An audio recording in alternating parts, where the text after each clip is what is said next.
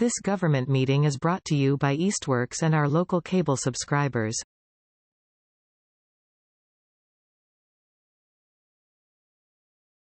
It is now 6:13, and we're going to order the October 23rd meeting of the Easthampton Conservation Commission.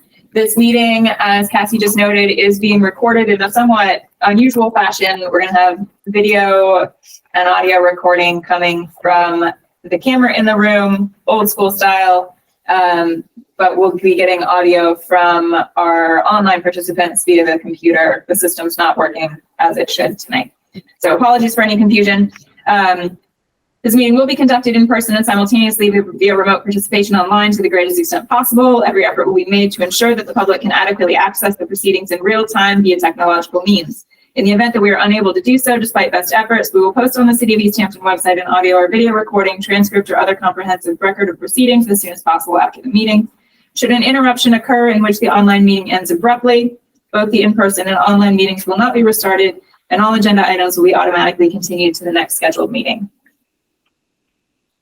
Okay, so just for my housekeeping yet again, if folks online, you can't turn on your screen or speak yet, unmute yourself, but if you want to participate, you can use the raise hand function at the bottom to the left of the end call button, the red end call button. And then also, as some of you now know, you can use the chat function to let us know if you're having an issue, especially in light of these differing circumstances. Please let us know. And then if you are going to make a public comment, we ask that you limit those comments to 5 minutes per comment, at the discretion of the chair, obviously. And if once your 5 minutes are up, you can certainly get back in line to make another comment. We just want to give everyone a chance. And last thing, the chat is not private, so just keep that in mind when you're using the chat. That's all I have. If you're ready to go to the next item. All right, thank you. Are there any public concerns, non-agenda items? I have not received any. I don't know if anyone here has anything they'd like for the commission to discuss that is not on the agenda. Use the raise hand function if that is the case.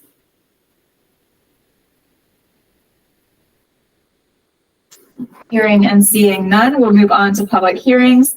The first item on the agenda was a public hearing continued from 9/25 for a notice of intent filed by Furrow Engineering on behalf of Tasty Top Development LLC for a new mixed-use commercial and residential development with associated stormwater management system at 93, 95, and 97 Northampton Street, map 128, lot 112, 113, and 114. This is Mass DEP file number 1510322.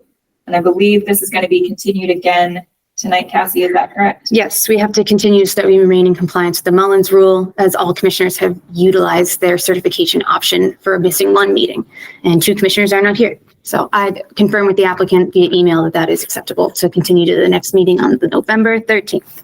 Motion to continue to November 13th at 6 p.m. Do we have a second?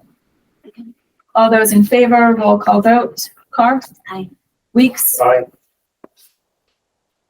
Whitmore. Aye. Whitmore, thank you. Ryan? Aye. Motion carries.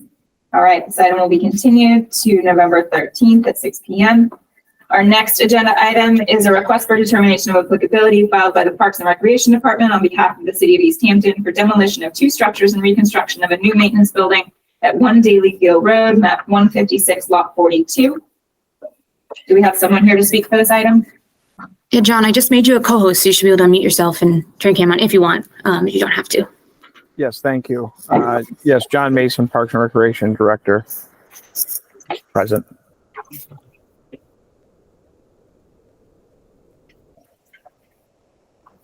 All right. Do you want to give us a brief overview, John? Sure, absolutely. So what we're looking to do is replace the current 24 by 60 maintenance building / shed.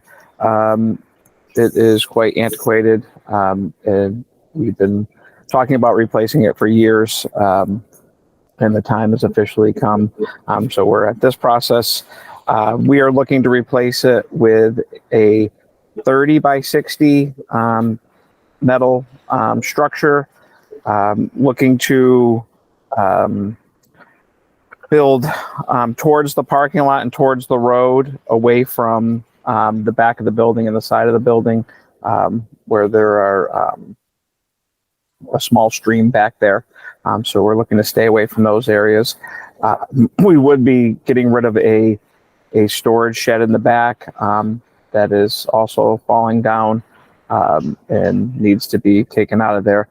With that space there, we'll be looking to plant grass or, maybe if we have to take a tree down, it's questionable. The former tree warden still works part-time for me. And so our motto or what we try to do is if we do have to take a tree down, we look to replant elsewhere.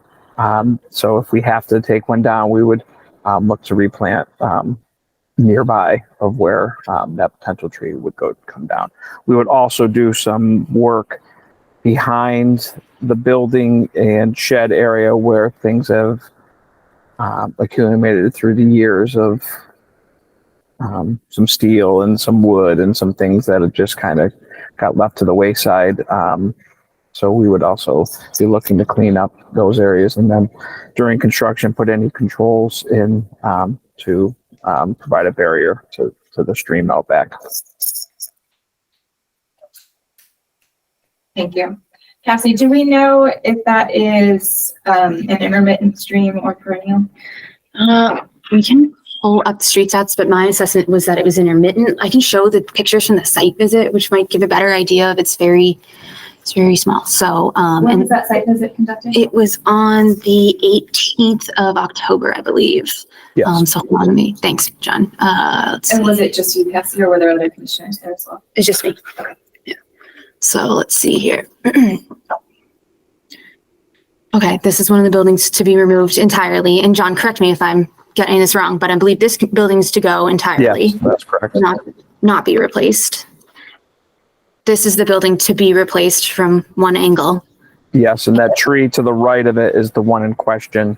If we would have to do any removal, it would be that tree, and we would do a replanting where that old shed is in that area. Gotcha. And so the expansion of the footprint in that last photo would be to the left? Yeah, I have better pictures that might be able to show it better, but yeah, and John, you can speak to this. It would be towards the existing pavement, is that correct? When you expand out? Yeah, we'll get to a better picture here. Sorry, I'm looking at the back here. We'll come back to these. Some of the area to be cleaned. That's the stream picture.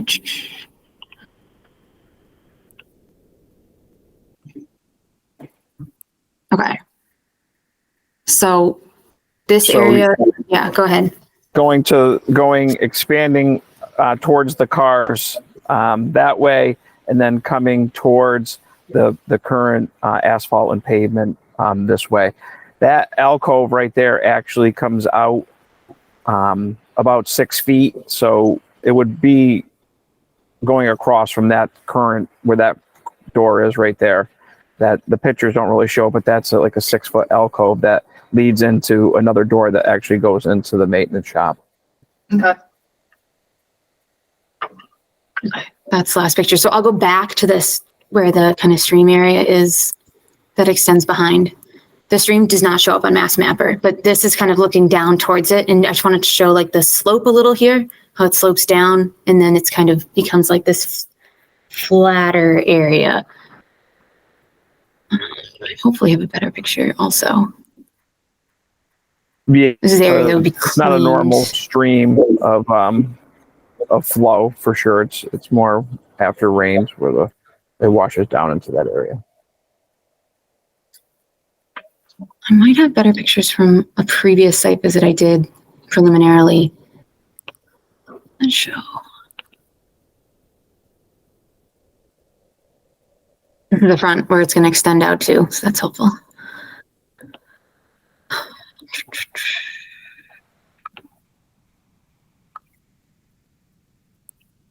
Has anyone looked at stream stats to confirm whether it's under the half square mile threshold? I want to say that I did. We can do it quickly now together if you want to, but yeah, I'm pretty sure that I did, but I didn't print it out. So if you want to look at it again. Because I assume we must be within. Are we within 100 feet of the stream? Definitely. Okay. Yeah.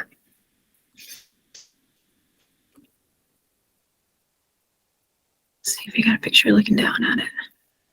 I didn't. Sorry about that. Okay, well, yeah, if you want to, we can pull stream stats right now, if that would be helpful. But it's up to you guys. I think we need that confirmation. Cool. One way or another. My experience is if it doesn't show up on master number, It's probably not going to, yeah. But we should be able to do this quick. Let's see. John, while Cassie is looking that up, can you tell us more about the foundation? Is this going to be on a slab? I think I saw a frost wall, right? So it'll stay on the current slab. The frost wall will be for the new piers that get put in. may not even show up on stream stats. And so It's not. what are you anticipating in terms of excavation? What will the extents be? So they're looking probably 4 feet in the front and in the back, just for drainage. Currently, there has to be drainage addressed on the backside to the building because during a good rainstorm, there is actually a river that runs through the building from the backside. So drainage has to be addressed on that completely around the building. So I would say probably 4 feet of excavation outside of the current footprint. And that would be on all sides or just the areas where you're expanding? I would say all sides, just because the backside, even though the expansion's coming forward, the backside, there is a drainage issue there that needs to be addressed. Like I said, I'm not exaggeration. There's a good stream that goes through the office or the park maintenance building during a storm. So that definitely has to be addressed during this process. But I don't, I think it's just minor drain, just moving it away from coming into the building. The contractor will have a better idea of how to mitigate that for sure.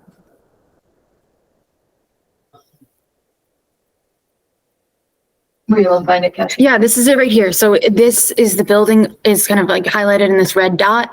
The stream area that I was curious about is kind of extending up and not that far, but up and around the kind of curve of the road there, if that makes sense. You can't really tell the change in topography. It's less apparent on this image. Maybe there might be a better base map, but it doesn't look like to me that it's projecting it through this tool.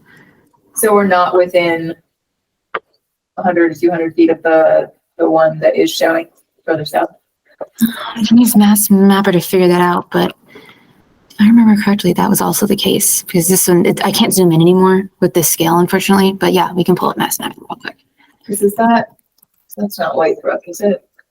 But it flows to White Brook. And double check.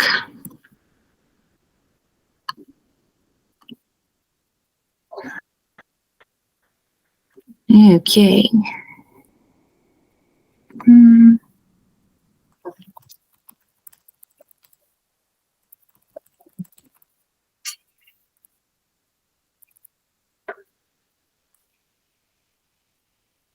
All right, let me share my new screen here.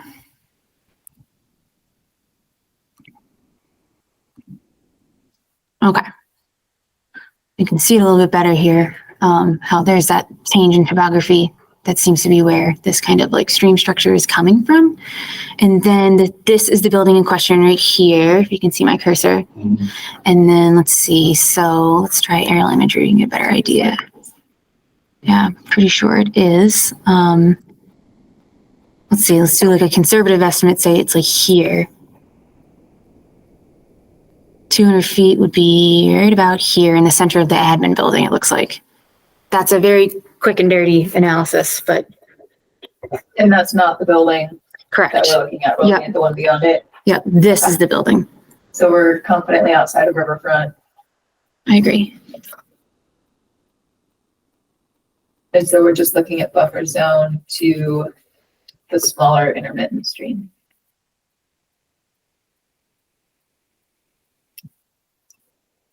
And that drops off pretty quickly, right? So That's- we're well above and away from where the stream actually runs.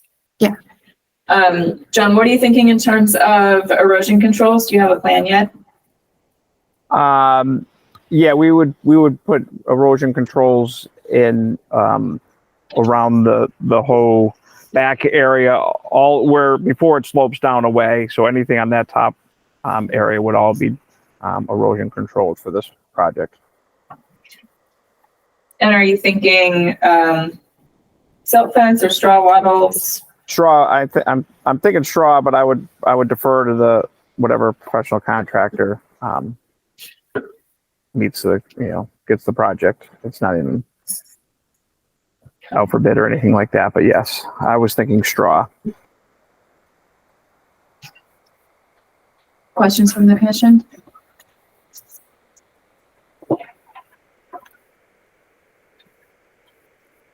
It's not much of a ground disturbance anyways, right? Just some new piers for that, extend that building. And the frost wall. Right.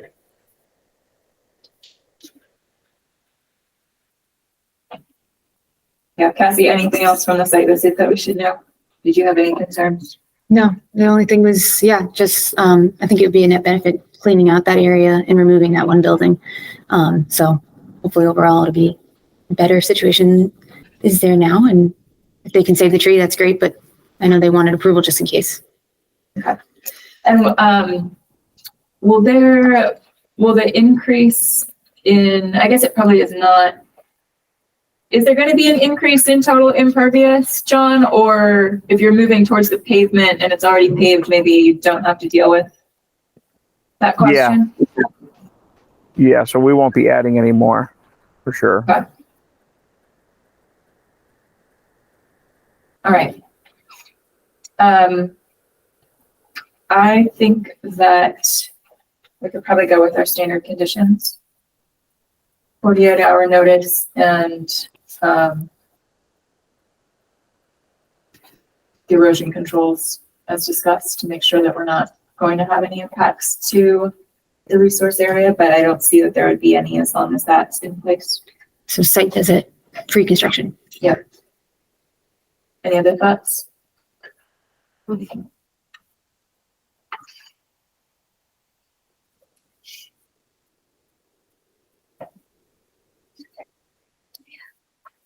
Actually, I have a question. The building that's being taken down, is there a cement slab under it that would be removed, or what will happen?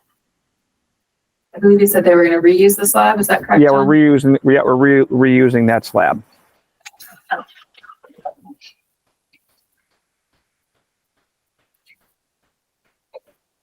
Okay, so it sounds like we'd be looking at a negative determination type 3, that the work described is within the buffer zone, but will not alter an area subject to jurisdiction and will not require filing of a notice of intent subject to the following conditions. I'll make a motion that we issue a negative determination number 3. Do we have a second? Second. All those in favor? Barr? Aye. Weeks? Aye. Whittemore? Aye. Ryan? Aye. Motion carries. All right, so give us just a couple minutes. We'll get the paperwork filled out here. Yeah, and John, I will scan that and send it to you, and I can get you a paper copy, obviously, through our interdepartmental mail. Perfect. Thank you. Thank you for your time You're this evening. Have a good night. Yep, Thank good you. night.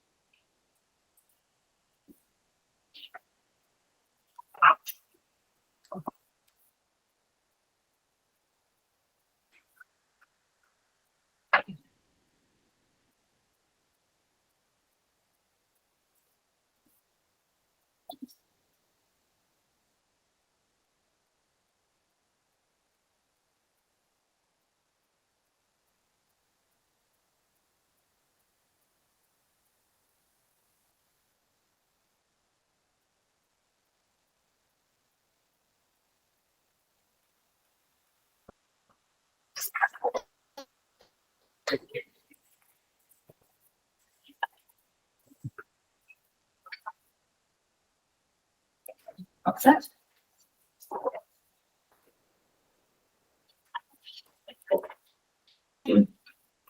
Okay.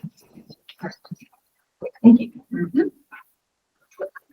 All right, our next item is a request for determination of applicability filed by GoNet Speed on behalf of the city of Easthampton for installation of a new fiber internet utility at multiple locations. I believe they have requested a continuance. Yeah, the legal ad was not properly submitted, so it has to be continued to the next meeting, November 13th. Do To be we heard. need if it wasn't submitted properly, do we need to make a motion to continue or? It's a good question because it was just on the agenda by the time I submitted the agenda, but we can't talk about it. I would say yes, just in case. Couldn't hurt. But Motion to continue to November 13th at 6 p.m. Do we have a second? All those in favor, Carr? Aye. Weeks? Aye. Whittemore? Aye. Brian? Aye. Motion carries. Continue to November 13th.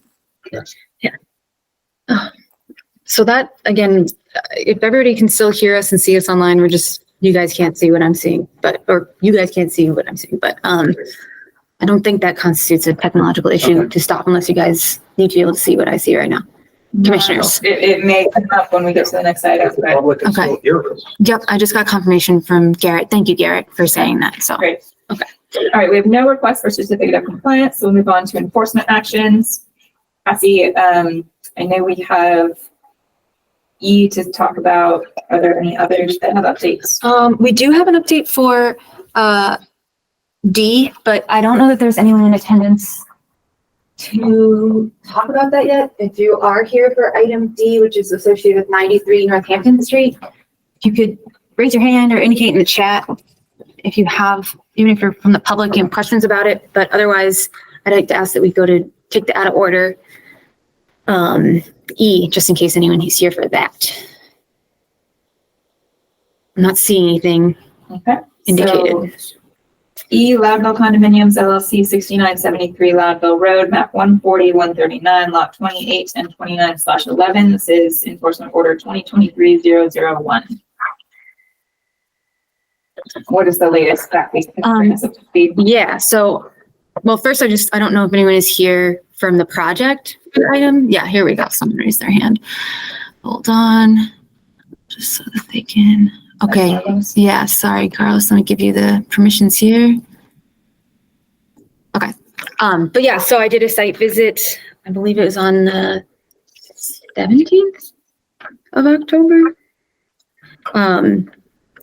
And yes, 17th of October. And what I was checking was last meeting, the commission asked that straw be laid on the sediment removal area to try to keep the seeds more protected, because the commission did decide to wait until the spring to make more of an assessment on the plantings down there, because it did not appear that most of the plantings had really come in, nor the regular vegetation that might have been there originally or may still remain. So we'd come back in the spring for that piece. And I did see that the straw was there. I can show my site visit pictures here in a second. The other things that I checked on the site visit, for the slope restoration, the boards had been removed. Everything was still holding up. The vegetation was still coming in good, it looks like to me. Then for the rest of the site, there was a request to remove some of the erosion controls around some of the units. At the last meeting where it was discussed, the commission determined that they did not want the controls to be removed, whether or not the area is stable, until the permanent markers were installed. The permanent markers previously agreed upon as a pre-construction requirement by the commission was to be rebar at least 2 feet above ground level with a cap that notes that it's conservation land. And essentially that was going to be installed at every vertice, and then no greater than, I think, 50 feet apart. So at every vertice, and then also if there was greater than 50 foot gap, they installed one. That appeared to be installed correctly when I went there. It all looked good, in my opinion. And then in terms of the stability of the soil around those units, it looked pretty good, except for around unit 9, which it wasn't terrible around unit 9. It was just not as grown in as the other areas, I would say. So it's a steep spot on the site. So I don't know, we can share the pictures and the commission can maybe make a decision of what they want it to be removed, but in other areas, I think it would likely be okay to remove the silt fencing now that those permanent markers have been installed. And then the last piece, which I don't know if we want to get into yet, but was the in-stream mitigation piece of it that has not yet been determined. I did email the professor from UMass, Dr. Allison Roy, explaining the situation and asking her opinion, but she's not responded yet. So I don't know if maybe I can try to find like a phone number to call. Might be more easier way to get in touch with her, but or email her again. So I don't know. I guess that was a lot really quickly. Do you guys want to see the pictures in the site visit? Yeah. Okay. All right, hold on. I think 2 meetings ago or 3 meetings ago, I think this request had come up once before and we looked at the pictures and felt like it wasn't vegetated quite enough. So we're looking, I think, to see if it feels like it's come in. Yeah, part of that. More since then. That's right. And part of that was because we knew there was like probably another month. So we kind of had about a month since, maybe a little more even, since that last determination was made. It's So a little warm, so. yeah. No frost yet, I don't think so. Nope. Let me pull this up really quick. Yes, this is my site visit from October 17th. And let's see, I'm gonna share my screen.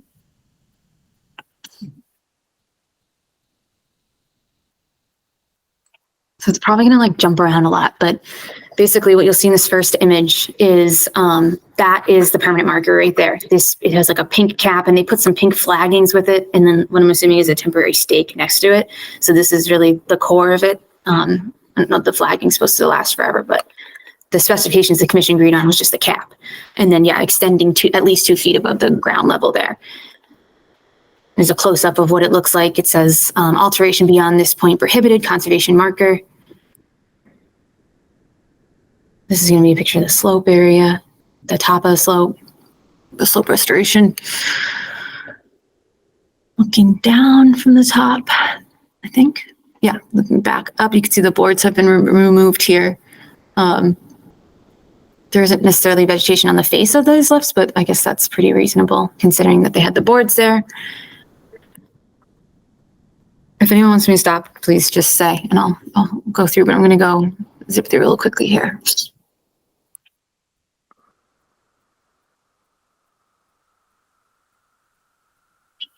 So the side of the slope also has plantings in it. Okay, looking down above the sediment removal area. This is the straw. It's kind of hard to tell, but it's not a super thick layer of straw. I don't know what the commission would like to see in terms of like thickness, I guess, but it certainly was there. Very blurry. Didn't we talk about removing the silt fence from this area? The silt fence. I didn't think so, but we could. Yeah, I don't know, Carlos, correct me if I'm wrong. I didn't think we talked about removing that yet. We did. No, actually, Ryan and there was one little spot that was broken. Ryan in one of the emails told me to fix it, so no one's told me to take it down yet. Okay. Yeah. We should talk about that. I know back when we were getting a lot of rain, we were seeing water getting held behind that, which was altering the way it would normally drain. And so one of the reasons we wanted to get the sediment out of there and be done with that piece was to be able to restore everything and return the hydrology to normal.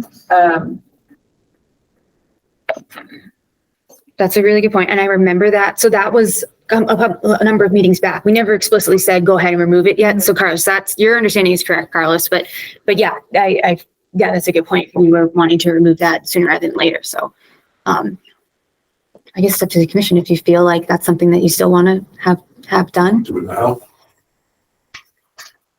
I think it makes sense to get it out of there. And take the pipes It's out. so interesting, flow to a different place that doesn't, Right. that doesn't really handle it.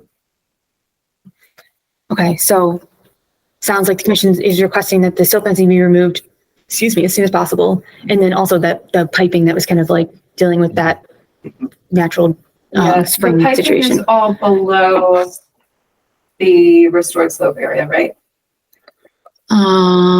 Yes, So it there's no is. concern if that's out of there. There's no concern that we'll be directing water back towards that area that's trying to vegetate on lives. Correct. Then yes, let's get it all restored back so that we're not changing the hydrology anymore.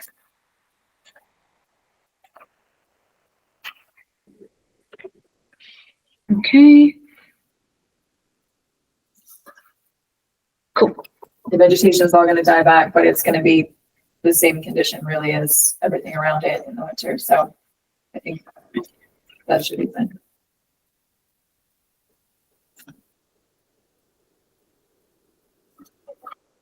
Cool. Okay, that's good. Yeah, so that's really it for this lower area. Honestly, this is kind of me just panning around. It's harder to see in these images, but you can kind of see clumps of the straw. And then generally it was around the entire area, but it's more apparent in the images where it's clumped. And I guess let's have them leave some stakes so that we can still know what the delineation of the area was to monitor for vegetation in the spring. That's a good idea. Is there any certain spacing you want me to leave, every 25 feet or every?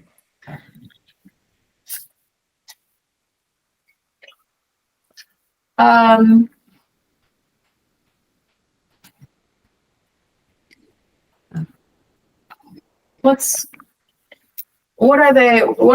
the spacing we're seeing in the image now, would you say, Carlos? So like every 4 or 5? They're about 10 feet apart. 10. The usual silt fence. There might be a couple extra stakes in there here and there, but when it comes out of a roll, they're about 10 feet sections. So yeah, I think every 20 or so would be fine.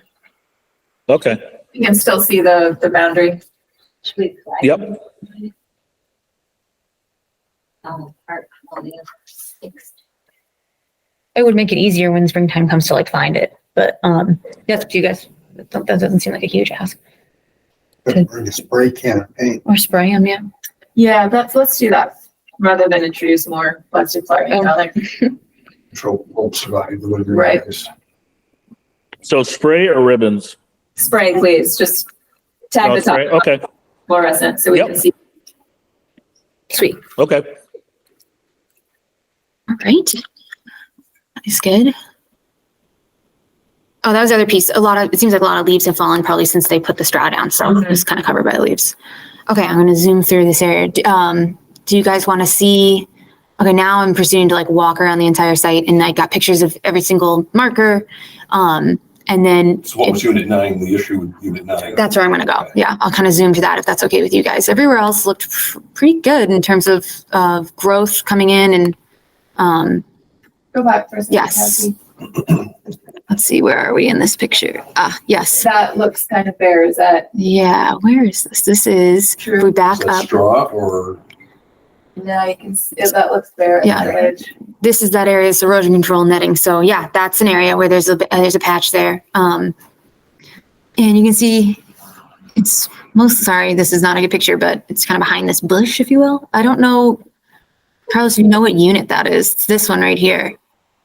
That would be unit 12 and 13. So 13 would be the one you're looking at. Okay. That's not an area they were looking to get the silt fence out. They were looking for the Conrad Circle part. So this is on the second kind of phase, I guess. Okay. Okay, so nobody's looking to remove that section anyways. That's good. No. And I think all of that, everything down at that end where the retention basin is, should remain intact. Yeah, nope, that sounds good. Okay, I'm going to carry on then. So, kind of zipping around here. We are not currently able to see. Right. Oh, what? Okay, well, we'll see if it comes back by the time I get to this because I got to zoom around a little. So, hold on. Will it join automatically or do we need to? Yeah. Thank you.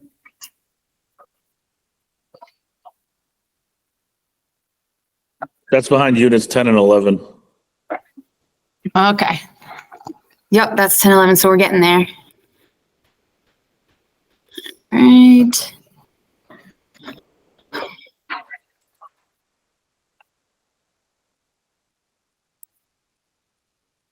Okay, this was the bare area. So I believe to the left here is unit 9, if that was 10 and 11 behind us. And so it's quite well vegetated up closer to the road, in my opinion, looks great. But then in this area, I mean, there's a lot of leaf litter, so it's a little hard to see. Yeah, you But can see yeah. the breaks out. Yeah, that, I'd like that to stay in place. Okay.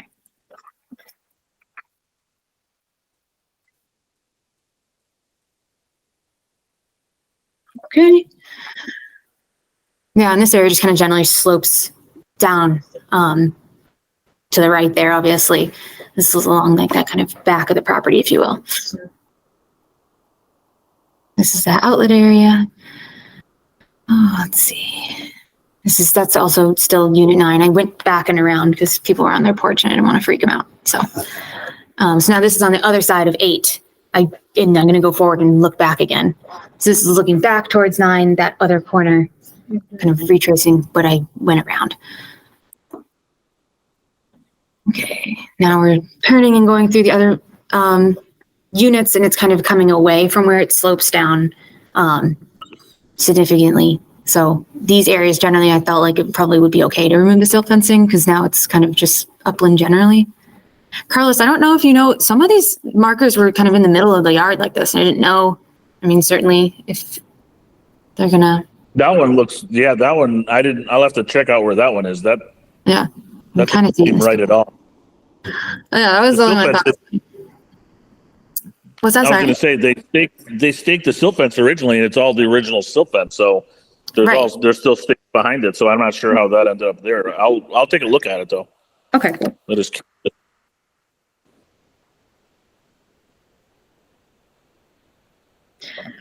Yoki. Yeah, just another picture of it. Oh, if it's helpful, that's the number 4239 potentially. Okay. Then it goes back to being in the silt fence, looking back. Yeah, and now this is the front hedges where if you were to keep going straight from here, you would end up on Loudville Road. Okay. So this is looking towards Loudville Road. And those markers are there, but they're behind the hedges because along the silt fencing that was behind. I didn't get a picture of it. We do get another rando in the middle here. This is the front lawns around Conrad Circle. Again, they were looking good. Yeah, there's another rando one in the middle of the yard there, Carlos. I don't know if that's like unit 1 or I don't know what that is, but. Yeah, that's strange too. That could be maybe that's where they set up their instrument. Oh. Okay. This is behind, so when you first enter the driveway, this is looking towards Loudville Road, but the entrance driveway is to the right. And so to the left is where there's wetlands again. We're coming around again. They've not requested to remove this silt fencing, and this area, it's pretty well come in, but there's all this loose sediment that has kind of accumulated here. And it's not super grown in this area either. So I don't recommend removing it / cleaning it before they remove it. But again, that's not been requested, so it's a little extra, but they did put the markers up. Go back for a second. Yes, this is the same area stepped back, which I think maybe this shows better what you might have thought was Yeah, concerning. that should get cleaned up. Yeah. Regardless of whether it's been requested for removal. Okay, cool. So this I is, actually can't see what you guys are looking at right now. oh, you can't? No, might be on my end, but I think it whereabouts is where you're looking? So this is along the driveway. If you were looking towards Loudville Road, it would be on the left behind the hedges. There's kind of like, it slopes down again towards those wetlands, and it should be immediately apparent, but basically right in front of an area of one of the markers, and just kind of generally along that area, there's been sediment like kind of accumulating. Just kind of zooming out. Okay. Sorry you can't see it, but I can email you pictures if you want. Garrett, thank you. It's one of their attendees is saying they can see it, so it might be on your end. Sorry, Carlos. Yeah, no, I think it is on my end. I'm not sure exactly what it is. Okay. All right, I'm going to keep going if it's okay with you guys. Okay. Yeah, this is kind of up towards Loudville Road, even farther along that same stretch. Probably should be cleaned as well. looks like that silt fence might need some repair. Yeah. Okay, yep, agreed. And I'm going back the wrong way. Okay, now we're going back the other way. And this is towards, along that same stretch. I looked back for some reason, got a blurry picture showing that the markers are there. This area is really vegetated now, so silt fence is a little out of whack.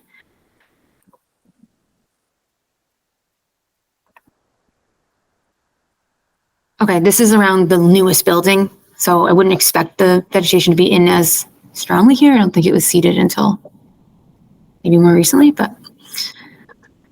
Is that silt fence still towed in at the bottom? It looked a little weird. I'm gonna get a close picture of it. Yeah, Certainly needs repair. kind of this whole stretch. So, Carlos, we're looking at the like newest building, if it were as it were, in that 17, 18. area. Yeah, that whole area, the fencing just really should be repaired. It's like falling down. Okay, can you send me Yeah. an email with those pictures that you know, because like I said, I still can't see it, so a couple of pictures. I know what you're talking, right now what you're talking about, I know exactly what you're talking about though. Okay. Is this going back to the big catch basin? Where is this newest building?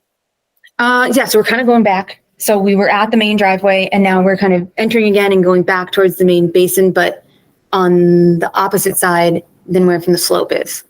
So it's like you've got your slope, it comes up, there's houses, the basin, and then there's another house. And we're at this one, if that makes sense. I can show a map. If you Closer guys to want. Lavville. Closer to Lavville, yes. Yep. But there's a wetland down on that side too, so yeah.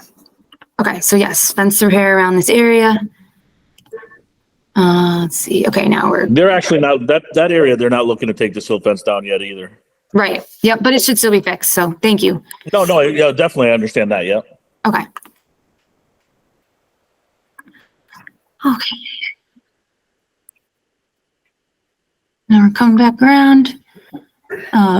This is where it's obviously definitely unstable and like we're not gonna let them remove any of the area, the silt fencing, excuse me. And this area enclosed, Carlos, you might be able to speak to this. I know you guys have been working on the basin recently again and kind of using that other area. You've like drained it recently, and I don't know if you want to talk about what you guys were doing there.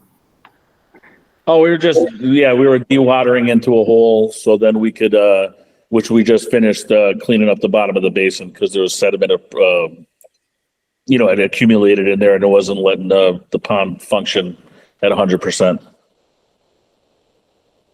Yeah, so we're looking at pictures and it's all like exposed soil, but have you done anything else there since then? It sounds like. Yeah, now if you were to go back there, last Friday we finished, if you were to go back there now, there's all kinds of silt fence, like, I can email you a couple pictures. There's the silt fence around the whole pond and, because we're trying to keep any of the sediment from going into the pond, anything that's like loose as far as that little one area that we have open right now. But, it's definitely probably looks different than the pictures you have. That sounds right. Okay, well, I can do another site visit too and get updated pictures as well. But yeah, if you can send them, that'd be great. Are there any Sure. stockpiles of dirt? I know last winter was an issue. Mm-hmm. See some of the background there. Yep. The right side. And I can confirm all the stockpiles that I saw were encased or surrounded by silt fencing as is required. Yeah. And vegetated. No, not yet. Nope. Yeah, this is where they were now draining the water from the basin into this temporary hole. So, but it sounds like that's gone now, Carlos. We're not going to be dewatering anymore. No, we're going to be digging that last unit. That's where the last unit actually goes. Okay. Okay, so that's pretty much it. Then I make my way around again, the rest of the area. But yeah, another downed area in this back corner that needs to be fixed, but may have already been fixed based on what he's saying. So we can come back.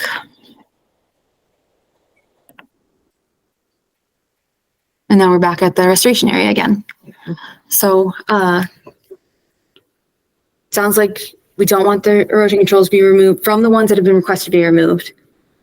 The commission does not want the controls near Unit 9 to be removed, nor Unit 13, though that wasn't included. And then, And I would say they should leave it intact until it starts to come upgrade again. So that anything that would slide off of those areas and downslope would be captured. Okay. Kathy, are we, I mean, there's quite a number of sections in these images from when you were out there on your site visit where the silt fence needs to be repaired. What are you seeing in the SWIP reports? Because they should be checking these every week and doing these repairs without prompting. I can try to pull the most recent one now, but I can just, do you want me to pull the most recent SWIP report now? You don't need to, but Okay. are the SWIP reports indicating that they've checked everything and it's in good condition? I think primarily yes, but I frankly have to look at the most recent one and refresh my memory of what it says. Yeah. Okay. Yeah. I'll make a note. And who is that? Ryan that's submitting this? Correct.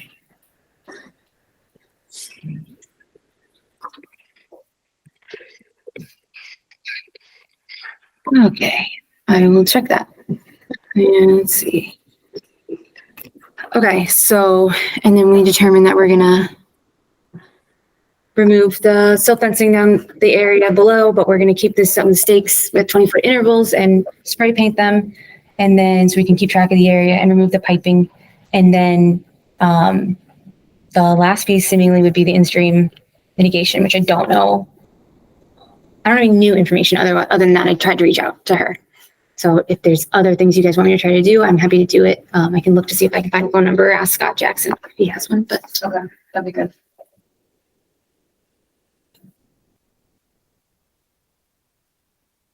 I just had one question and one comment, actually. okay. Go ahead. So the question would be, is there any money left in that escrow, if any, from the engineering costs there? Yes, I believe that there is. I can check to see how much is left, but yeah, I'm pretty sure that we have not used all the funds yet that are held in escrow that we originally asked for when SCBCA did their monitoring of the work. I thought Ryan proposed that we use that money for the possible stream mitigation event. That's what he floated last meeting. Carlos, I don't know if you heard that, to use those funds to pursue this. Well, that was my idea, actually. I had told Ryan to suggest that.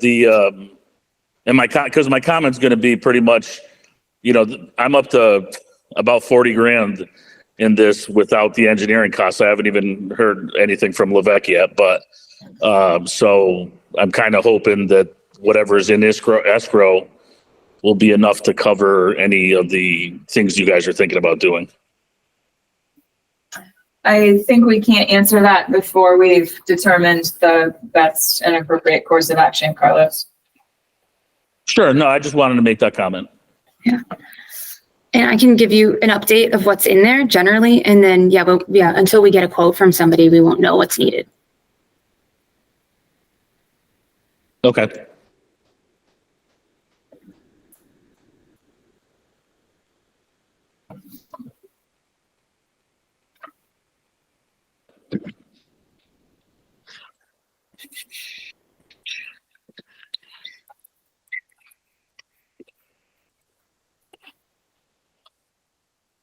Okay. Does anyone have any other questions about this? No. Okay. All right. Well then, if we can take item. Thank you, Carlos. Yeah. Oh, thank you. Thank you. Yep. Just a request to take an item out of order for someone who's here in attendance for it would be item 8R, 96 East Street.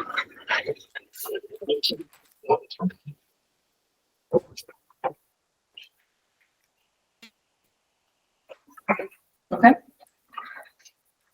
And 8R, these are our ongoing projects compliance update, City of Easthampton, 96 East Street, which is a stormwater permit only for stormwater management system associated with new acceptable trail, map 111, lot 32. Hi, Doug. Hi, everybody. It's hard to not see you, but I know you're there. I attended a couple meetings, and the last meeting, I provided an email to Cassie, which I think the commission got.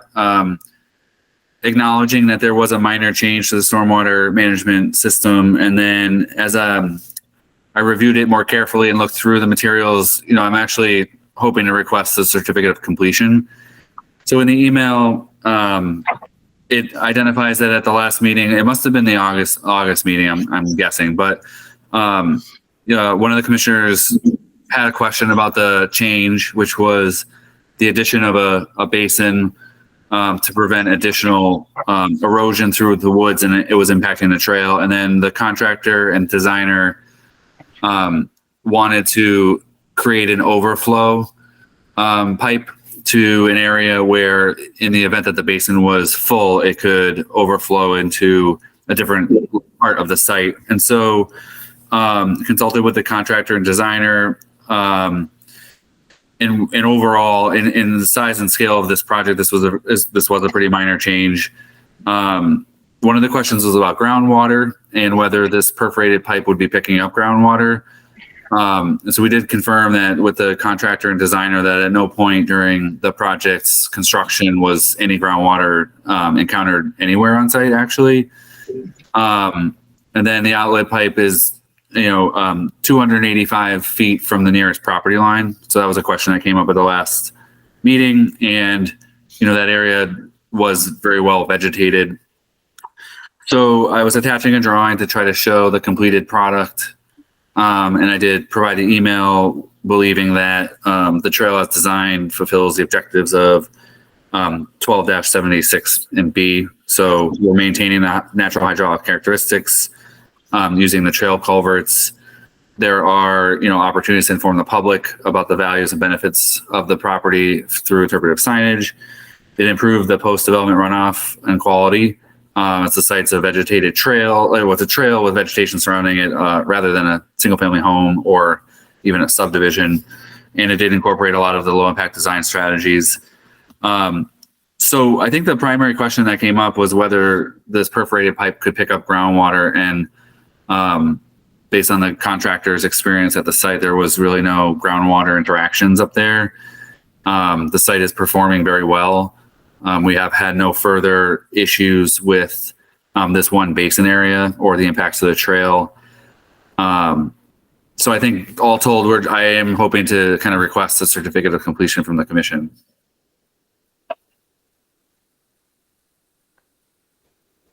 I was not at the meeting when these changes were discussed, I don't think, but I assume what we're seeing here is what was approved and agreed upon. Yes. Okay.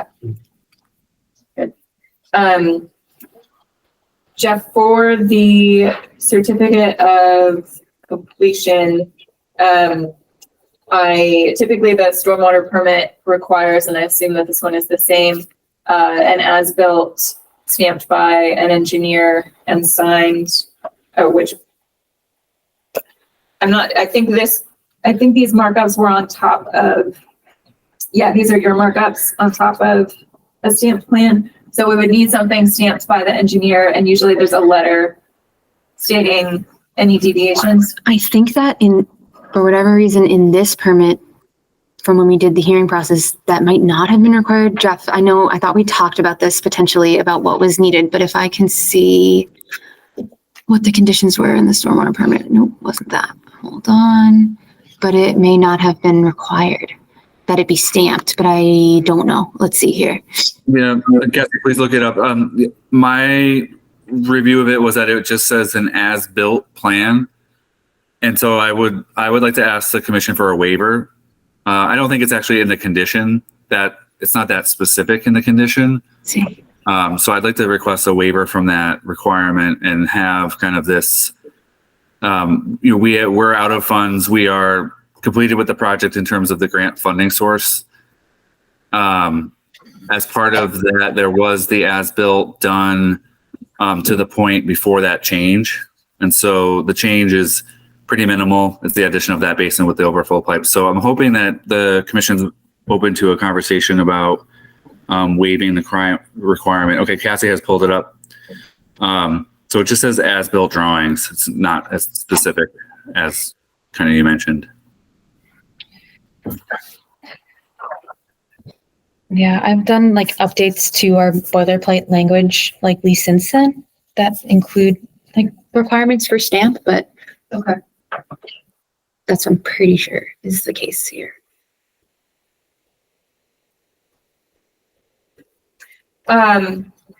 Jeff, do we have, so I don't, not having been here for the discussion of the change, I don't know exactly what this basin looked like. Do we have a detail that goes with this? Do we have dimensions? Were there operation and maintenance pieces that went along with it? Other things that should be recorded along with this completed project? There was a detail drawn by the designer that was generally implemented in the field. The only addition to the detail was the perforated pipe as the overflow. But I'm just kind of curious, and it's hard because I can't see you guys, but I don't think we had that level of detail on any of the basins on the site at all. And I don't, Cassie can help me if I don't know, but I don't know that there's an operations and management plan that was attached to this.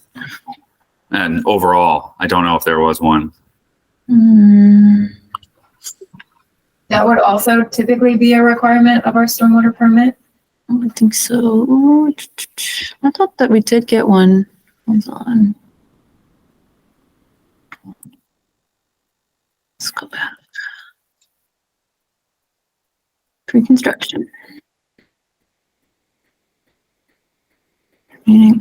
Honestly, I think I'd have to take more time to look and see what I can find. So we might need to review some details and revisit this. I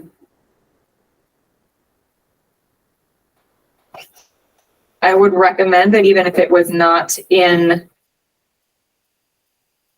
the permit as a strict requirement, it would be wise to put together a short operations and maintenance schedule and outline, just so that we can keep track over the years of what needs to happen here to keep everything functioning properly. So I do actually have shrubland habitat maintenance memo for Mount Tom Trailhead Park and park maintenance memo for Mount Tom Trailhead Park. Does that include the stormwater infrastructure? Let's see, it's loading.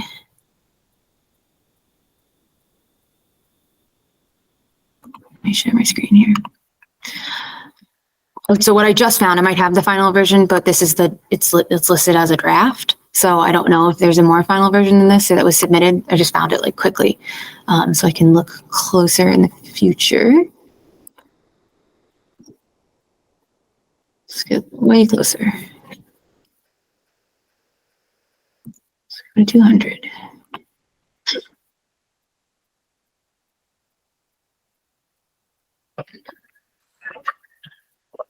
Maintain rain garden, natural drainage features, free of clogs, debris repair, mowing and parking lot, border grass edges, seasonal mowing of lower meadow and overlook meadow, leaf raking and clearing in the fall, snowplow parking area, brush hogging, shrubland meadow every 3 to 5 years, annual invasive species control, capital maintenance, including parking lot and trail repair replacement areas. Yeah, I think this was for the overall sort of future maintenance of the whole area. I'm happy to go back to find out what was required or submitted, and I'll come back to the next meeting. I guess I just would like to, this is what happened last meeting is, the area is functioning incredibly well. And so I'm hoping that the commissioners will take a site visit.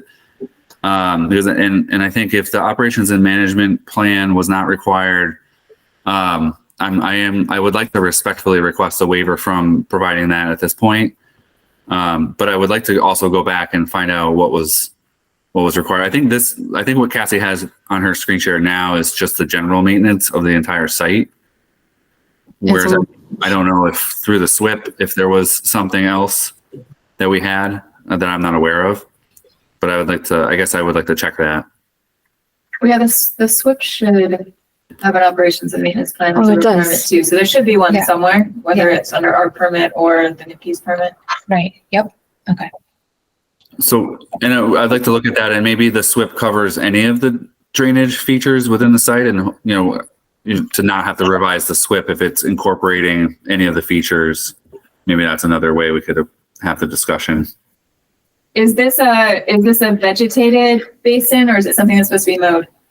The new one? Because the other ones are more like rain gardens that are vegetated, correct? Yeah, this one is going to be vegetated and not mowed.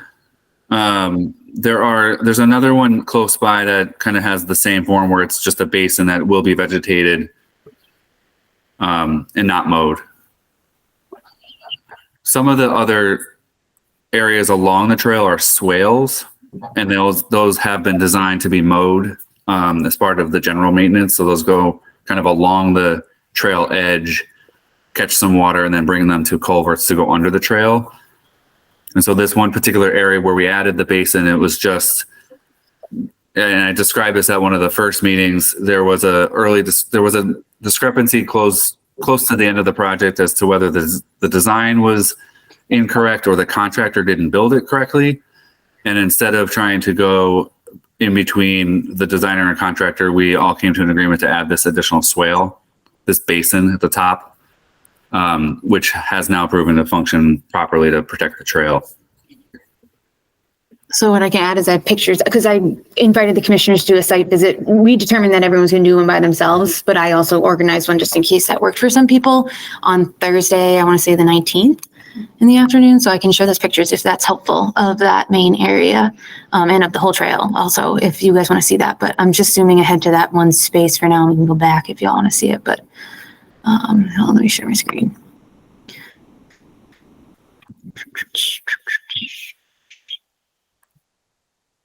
And were you saying, Commissioner Kerr, that you did a site visit? Yeah. Okay. Yeah. Okay. So that was an example. This is like the main trailer. There's some spots like this where there's just a little riprap, but that's not, I wouldn't consider that to be one of the basins. So this is approaching the basin. So the basin is down here in that kind of darker vegetated area. Then it comes up and there's like a riprap apron, if you will, just kind of along the tree line here, and we'll get closer in the next pictures. So this is it from right above. And then that apron that we were looking before is to the right.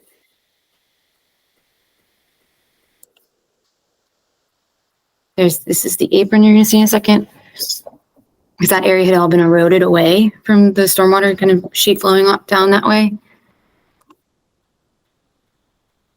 So another look at it. Looking back towards where the direction that the perforator pipe, I think, starts not here, but just slightly to the right. This is that apron. To the right is where the actual basin is. And then you can see where this newer grass is, where they extended along for that, to install that pipe. This is one of the normal drainage structures right near. This is the one that's closest to where that pipe outlets. That's the inlet. That's the outlet. And then just beyond this is where the perforated pipe comes out. This is where the perforated pipe comes out. There should be one looking back. This is looking down from the perforated pipe. So the water seemingly, it slopes down. It's not super clear from this picture, but it does kind of slope down towards that tree line, down the mountain, essentially. Let's see here. This is looking back towards that. The pipe is kind of down that bottom right corner is where the outlet is, and then it traveled back all the way back to that apron along this newer vegetated area, if you will. It's kind of a better look at it as a whole.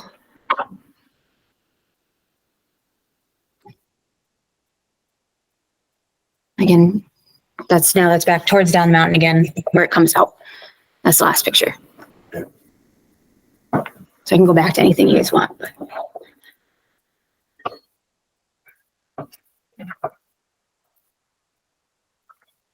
I thought the whole site looked stable, so I don't think it was a good shape. Yeah. Any comments? Yeah, I think that looks amazing.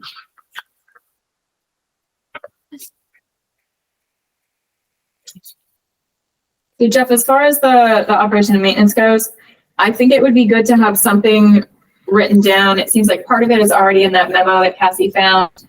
And it seems like you have the rest of the information in your head. So even if it's just a marked up map that's color coded for which ones get mowed, which ones don't, how often that's supposed to happen, just so that there's some record for the future of what's supposed to happen where.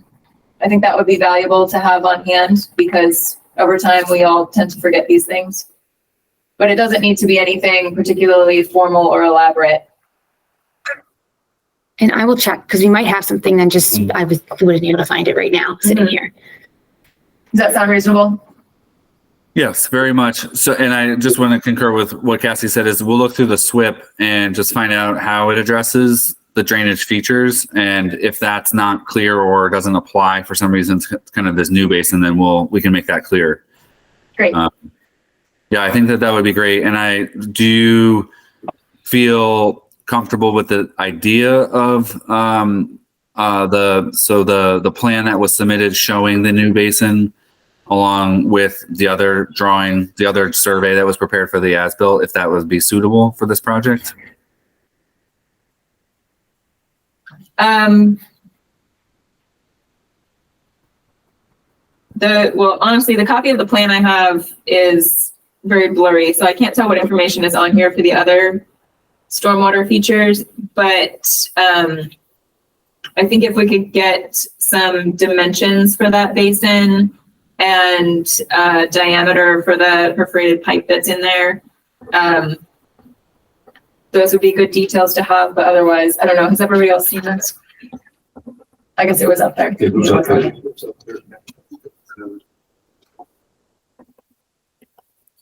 I don't think we have the diameter of the perforated pipe, but that's easy to obtain. I did try to provide the dimensions of the basin, but I can make sure that it's more clear.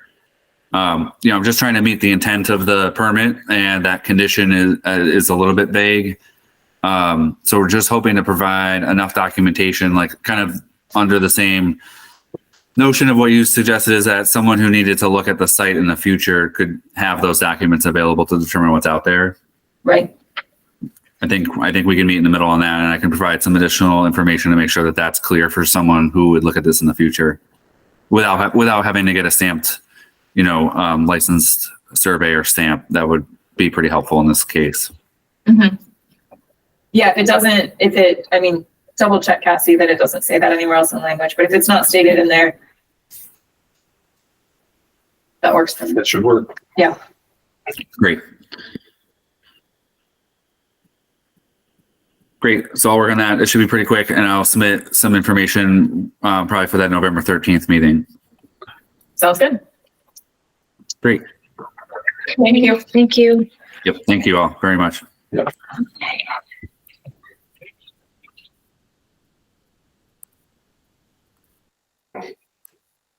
All right, back to enforcement actions, Cassie. You said you had an update for 93 Northampton Street. That is correct. So where that one left off is that they are to do the historical BBW restoration not associated with the crossing. During the investigation for the enforcement order, it was discovered through the delineation that there was BBW that was filled over some period of time from farming, most likely. It wasn't done by the applicant, but the commission required as part of the enforcement order for that area to be restored. And they have completed that work at the beginning of this month of October. And this is the first restoration area report. In an email, they confirmed that's completed by GZA with supervision by Dan Nietzsche.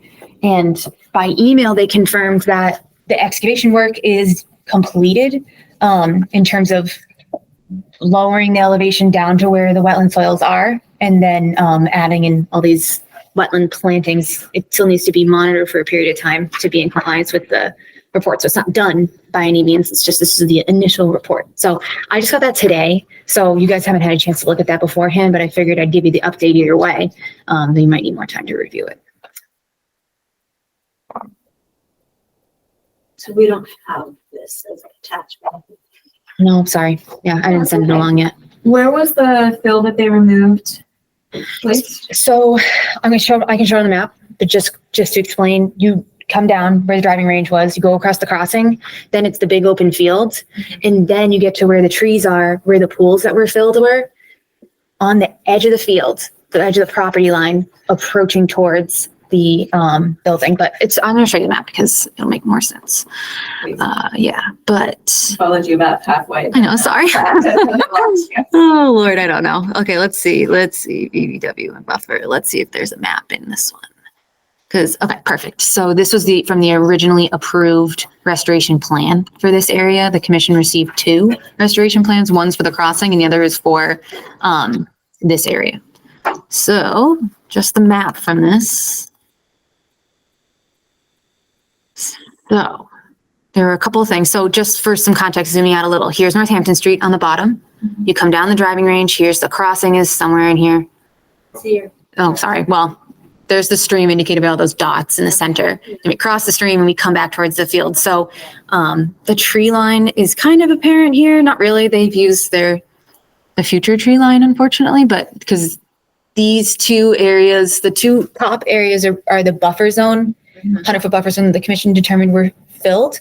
Yep. And then the southernmost pink blob there is restoration area B. Can't zoom in anymore, but that's where the historical BBW is delineated, and they basically restore that entirely. So that's where the excavation work occurred and has in theory been completed. I've not done a site visit yet to see it, but there should be pictures in there. Where was the fill placed? Did they take it off site? Is it somewhere else on the site? It's probably specified. I don't have the answer to that question right now, but it probably specified in this plan here. I guess is taken off site because they can't use it anywhere else, but I wouldn't want to do a site visit to confirm that. Yeah, there's nothing in here about where they put it. Okay. And I ask primarily because if there's a stockpile or it was spread somewhere else on site, it needs to be stabilized. Mm-hmm.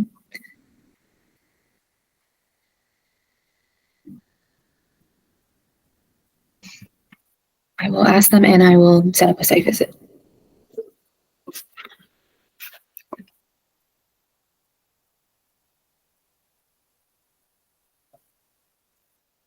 And the plan, we should have a digital copy of the report we just got. Here we go. Okay. So there were pictures.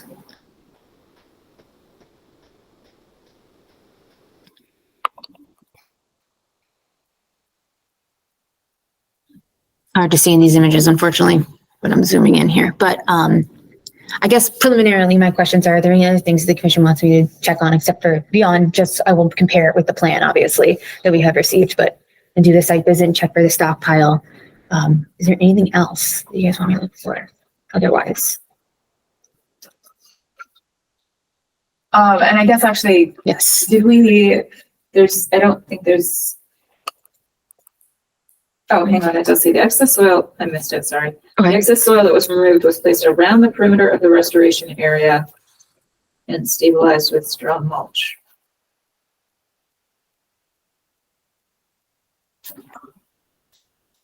You should just look at it and see what I it really think we looks need to like. look Yeah. at that, yeah, that, I'm not quite sure what that means, Right, but right. if they, I mean, hopefully they didn't like leave a pile creating a berm Sure. that's gonna direct water away from this area or something. Yeah, I mean, It's really. it's really hard to tell from this picture. Yeah.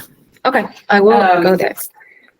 And then I think we also want to make sure, because this is now a lot of bare soil, that just investigate whether there is or needs to be an erosion control at the edge, the down gradient edge of this as well. Okay. I will look for that. Did you receive notification before they did this work? I did. Okay. Yep. Was there any discussion then about erosion controls prior to the excavation? No, nope. Yeah, I did not. I just kind of assumed it was part of the plan. Okay, so Um, let's try to get out there. Yeah, I will. Find out what's going on.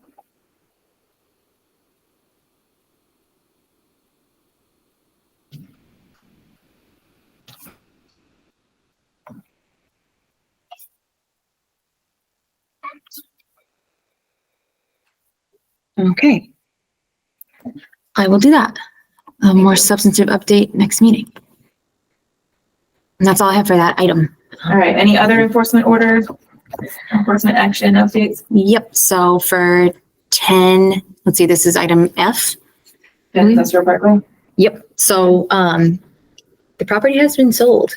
Dietz does not own the property anymore, as far as I understand it. So the enforcement order, the enforcement order is tied to the property, not the property owner, whoever it might be. Official enforcement order. Exactly right. We didn't yet issue an enforcement order, but, I believe Jeff, if he's still here, has established contact with the new owner. So we have a contact for them, and I'll just tell him what's up. The only thing that's outstanding at this stage, the edge area, it was clearing within the 100-foot buffer zone, the outer 100. The commission wanted it to revegetate, do a number of plantings. He did some woody vegetation plantings, but also the commission asked for some sweet fern to be planted. He did everything but the sweet fern. And the commission, he was waiting for the fall to do the sweet fern so that it could die back, the vegetation that had come in.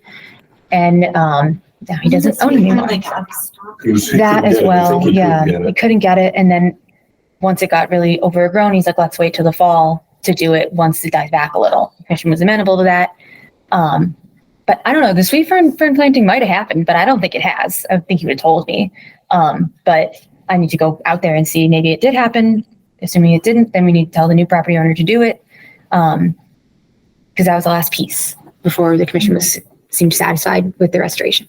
Is that like when you sell a property that has been first time, that's when you. Well, we didn't issue a formal enforcement order yet because they're being compliant. On the deed or on the. Yeah. So there wasn't like the form yet, or the permit, or whatever you want to call it. So Cassie, what I would recommend is if you could gather up the various minutes that capture the discussion around this item, I would pass those on to the new owner.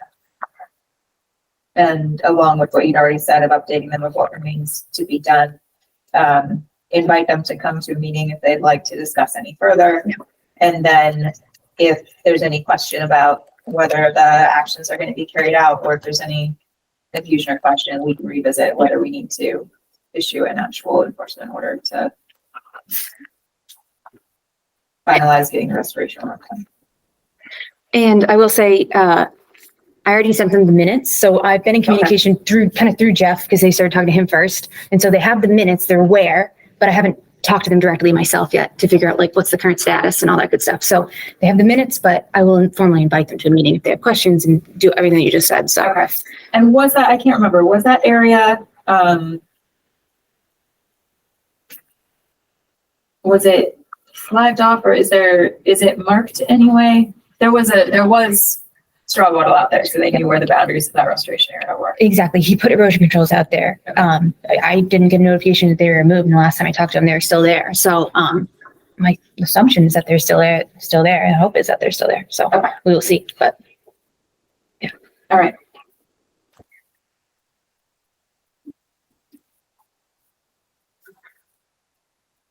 Okay, that was it for me. All right. Any open space update on Echodale?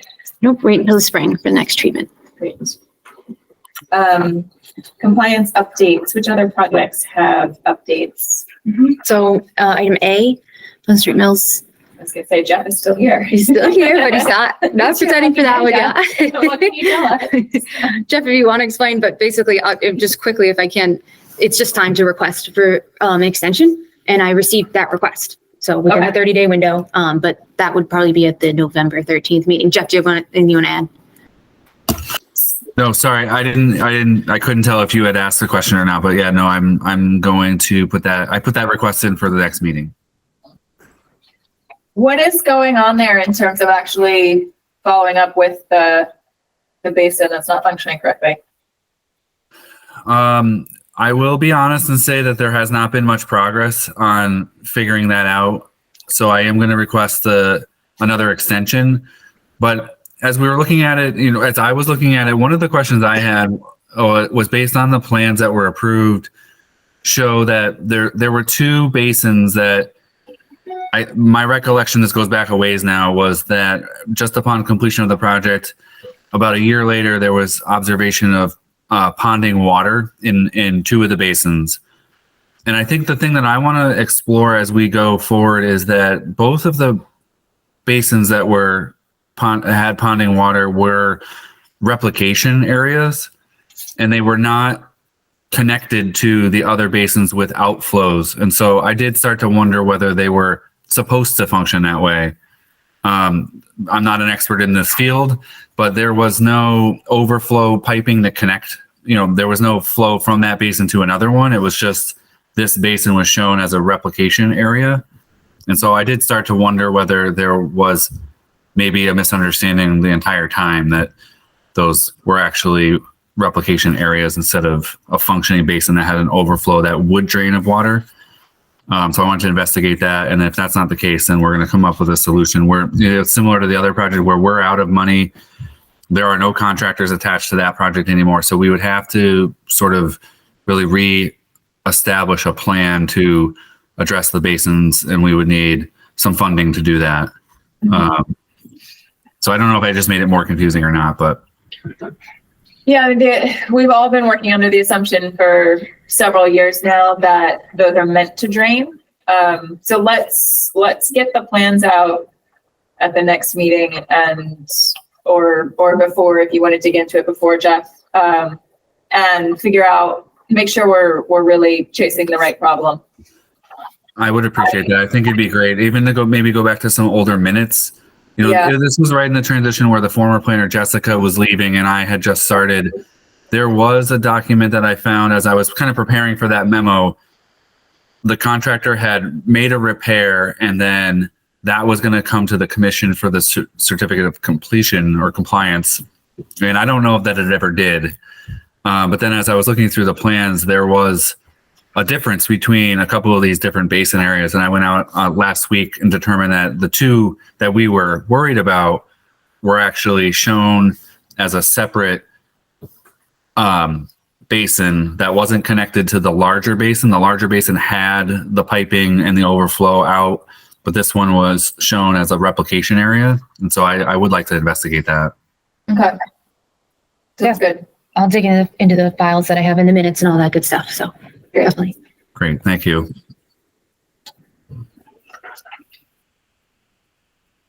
Okay. All right. Other project updates. Mid 6973, 50 Florence Road. Which letter is that? This is item Q. Should be item Q. It's smashed up. Yeah. Okay. So where we left off is that there is this grading area. Previously, there was this accumulation of water problem that was causing the controls to fail at this one location every time there was a wicked strong rain event. And they've been keeping up with those. What's that? Sorry? The stormwater controls? Erosion controls. Yeah. Okay. Yeah. Erosion controls at that one spot in the back. And Hal came with me on a site visit. Can't remember which day we did. We've done a lot since then. But yeah.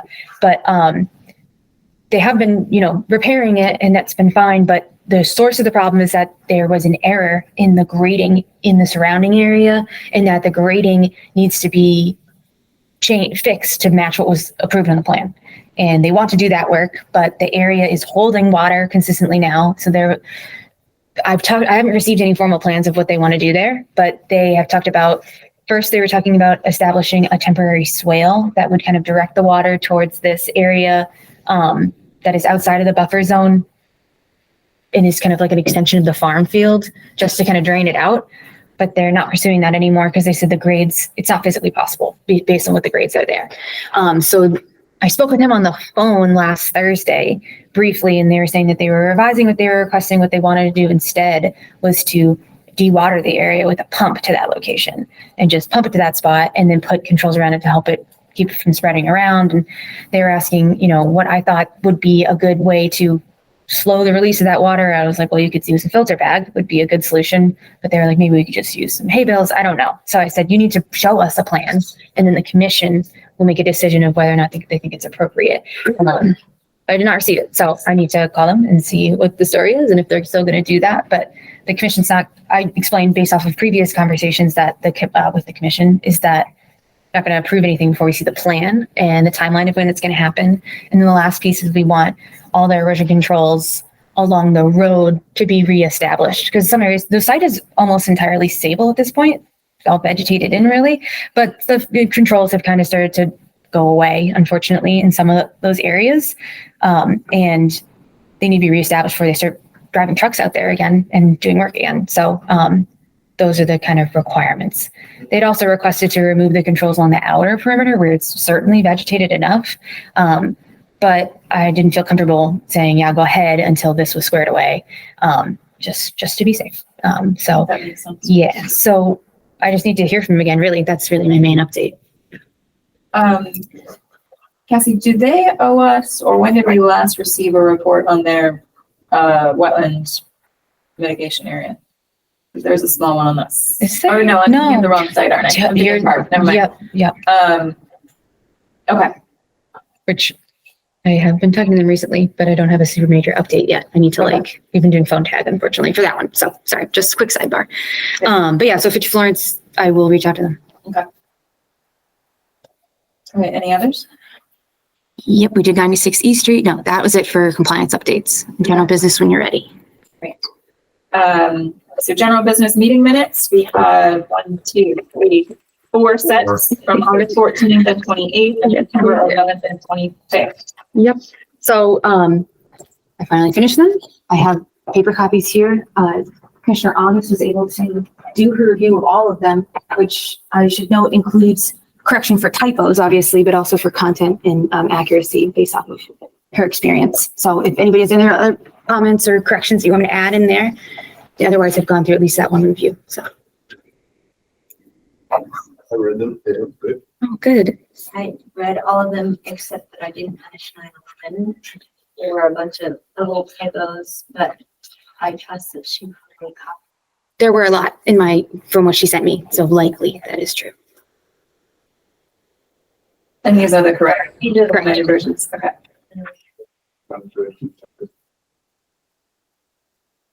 Anyone here to make a motion to accept the minutes? Is everyone going to vote on all of them? Can we lump bundle them? Well, if everyone's going to vote on, I can bundle it all together. So I make a motion to approve the minutes from August 14th, August 28th, September 11th, and September 25th. Second. All those in favor, Commissioner Carr? Aye. Commissioner Weeks? Aye. Commissioner Whittemore? Aye. Commissioner Ryan? Aye. Motion carries. Thank you. Thank you for your patience on that. That will not happen again. It's very long, though. I can see why it took you so. We just had a period of meetings that were wicked long, except for that one that got cut off, but that one was short, which was nice. But okay. 359 Main Street, possible violation? Yeah. So Show us where that is to start. yes, on the map. Yes, please. Hold on.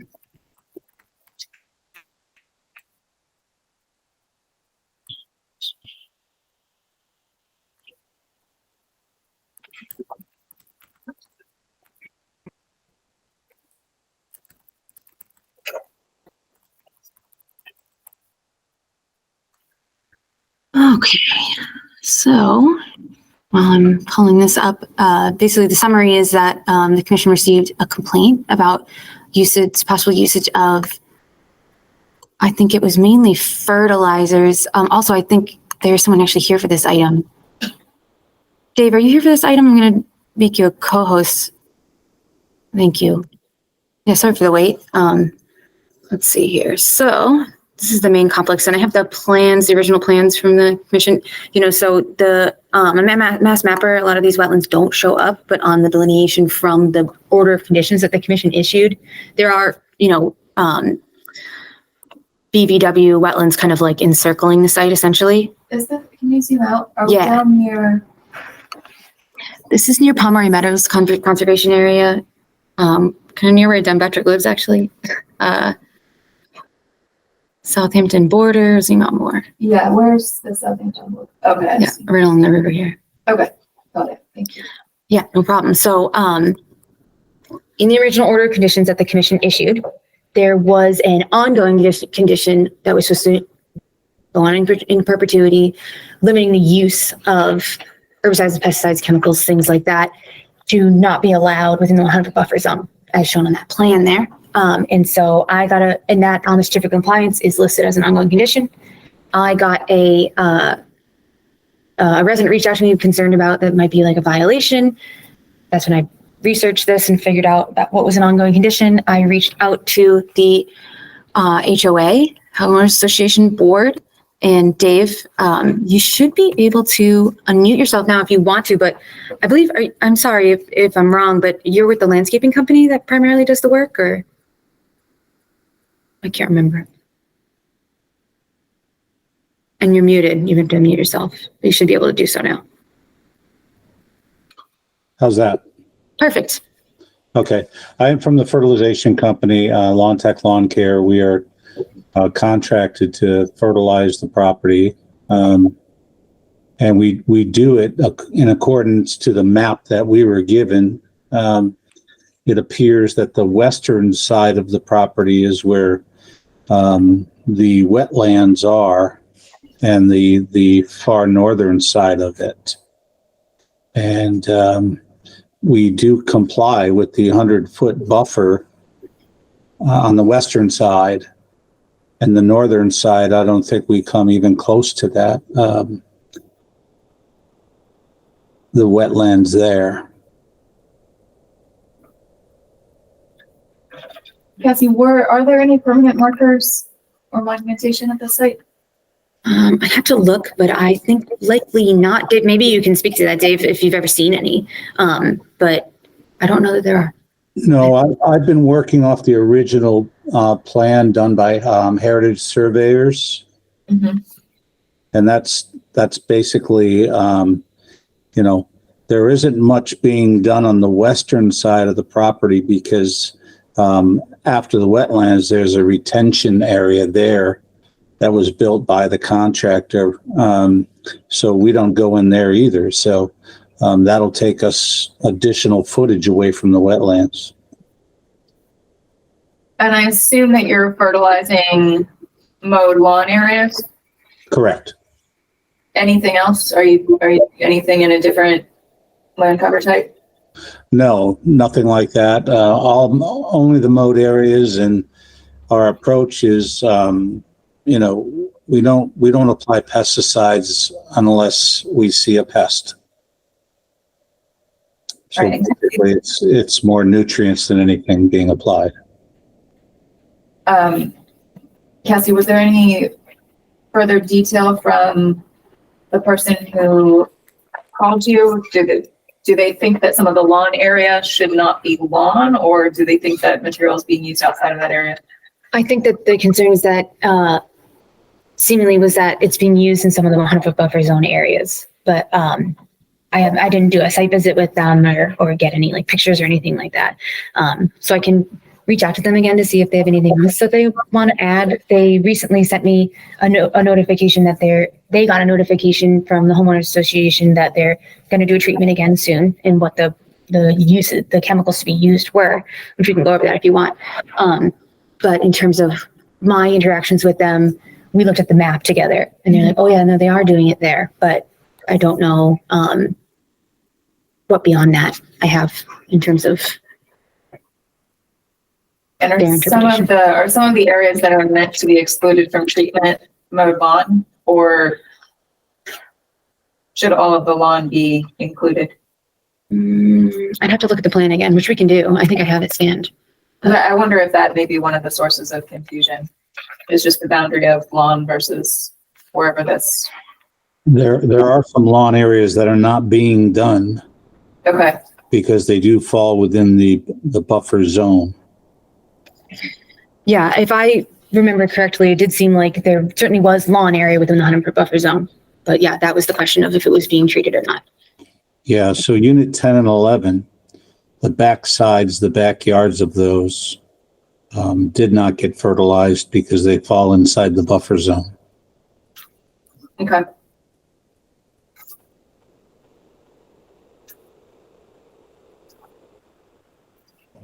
I think it would be helpful if that person could just give more information about what exactly it is that they're seeing that makes them think this. Like, they just see a truck that's going around the rest of the property. Fertilizer, maybe they think they're trying to use, but not really pictures. Yeah. Like areas that they're concerned about, photographs, I don't know, something. I don't know where to go on. I'll reach out to her again. Because otherwise, it's just Yeah, it seems a bit vague at this point. I mean, it sounds like Dave understands what the requirements are meant to be, and at least believes that he's adhering to them based on the maps that he has. And it's not clear what the homeowner was seeing that they were specifically concerned about. So if you can try to get some clarity, but it sounds like at worst, this is probably just a miscommunication or misunderstanding of a map somewhere. Yeah. I think it's good now to getting the right folks together to discuss, if anything. Yeah, sounds like it's good that we've confirmed that they understand that the plan is in place and that that's the case. I will double check with them. It seemed like potentially originally it was a concern of them being used at all within proximity, which generally is a reasonable concern. But now making sure that it's not happening within those 100-foot buffer areas. Now that we know that the order essentially allowed for them to keep using it, just not in those spaces. So I will talk to her again and see if she has any other questions or concerns based off of this kind of assessment today, and if there's other things that she's concerned about or kind of feeding those concerns. Great. Yeah, that sounds good. Thank you, Dave. We appreciate your time.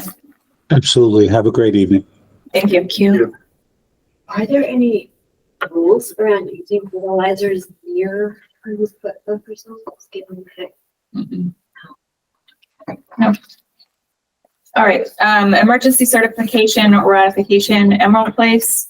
In the interest of full disclosure, this is a separate item, but I am working through my day job with the city on a project on Emerald Place. Just to put that out there. I don't think that has any bearing on this particular issue.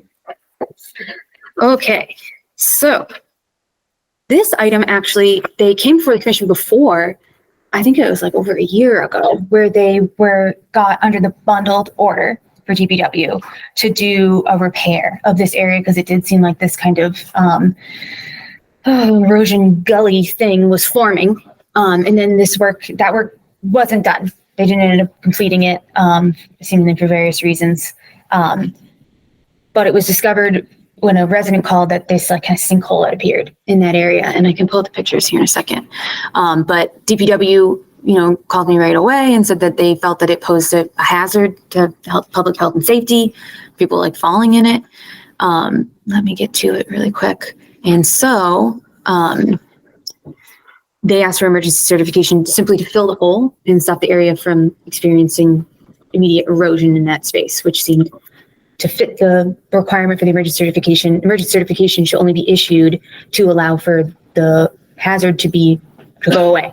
But there likely is more broader long-term solutions that will need to be pursued in the future. This project, like Julie just said, this is part of a larger green infrastructure project through an MVP grant to fix that area. So what the commission is potentially tasked with doing now is essentially ratifying that emergency certification that I issued. And I don't know what other actions necessarily needs to be taken, but I can show you these pictures, see if there's other things you guys want to request. There's areas of Emerald Place that are just sliding into the pond. It's very steep and it's very unstable. Speaking with the water department folks, essentially, their understanding is that just the stormwater kind of gets channeled to that area from the neighborhood, and it just has been wearing away there for a long time. And it looked like this hole kind of formed underneath all these roots. But I'll show you the pictures in a second. Sorry, I'm does that larger project that this sort of next to, in a sense, does that have to come before us? My understanding is that it likely will, right? Yeah, okay. Yeah, I would say so. And will the larger project include Karen too? That was my understanding. Probably the longer That's Yeah. Sorry, this is the old picture from original. Hold on.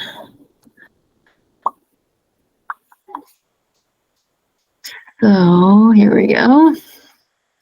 Okay, this is from the original day of the discovery of the emergency. This is the hole. The street is behind me, and Lower Mill Pond and the wetlands associated are down the slope in front of me. Kind of looking at how it does want to kind of keep eroding down there, but the main thing was this big hole. Here is a look at the hole. It was really big, and it went down 15 feet. I don't know what else to say. It was just a hole. Get some pictures from the inside. Oh my God, yeah. Clay was step back. He's you're getting too big. Yeah, you're getting too close. So, they put, one of the things that they felt like was that it looked like maybe someone had kind of been trying to direct water that way also, because it maybe ponds up in that area and dug a little bit of a swale or something.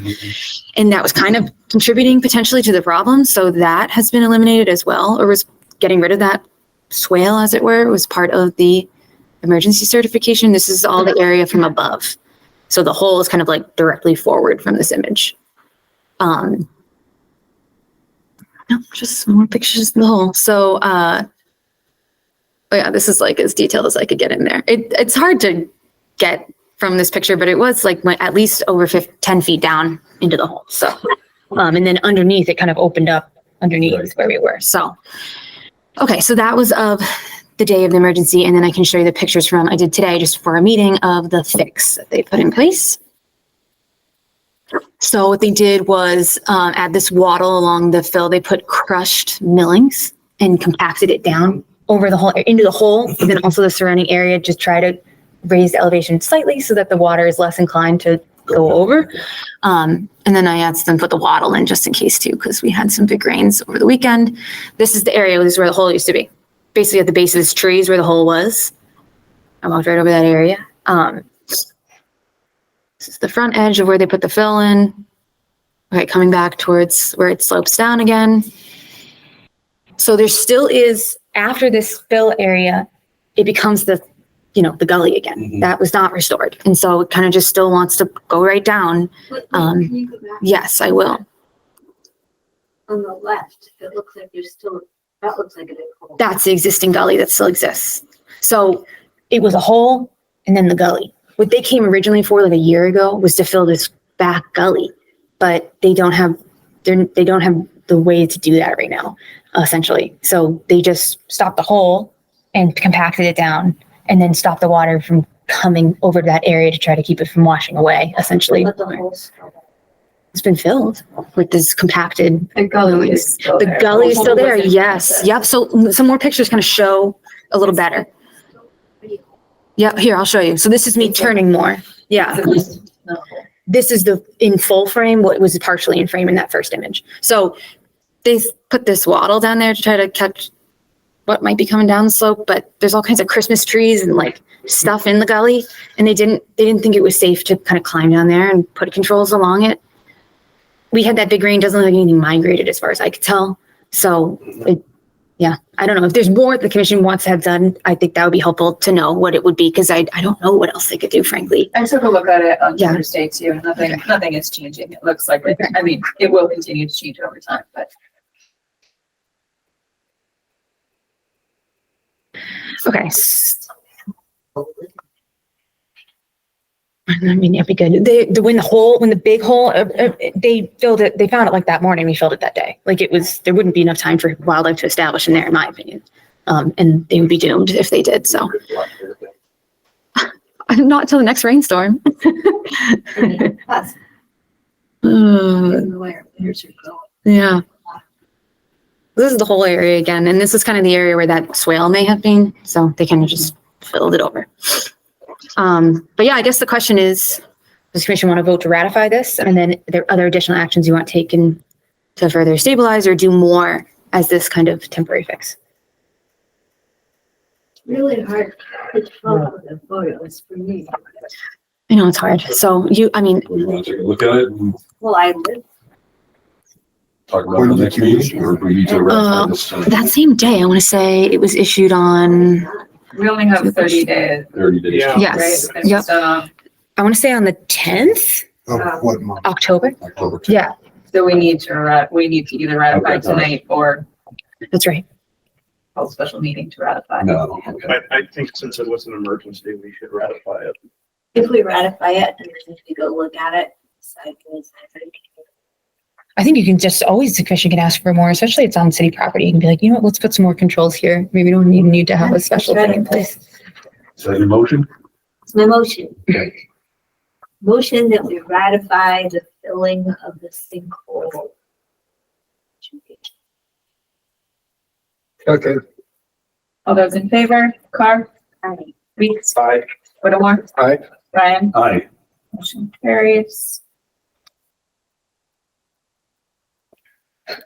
Sweet. Yeah, and you'll just sign it. Do I send that to you again now that it's signed? Is that what I do? If you haven't changed it, I'll just keep the original. Okay.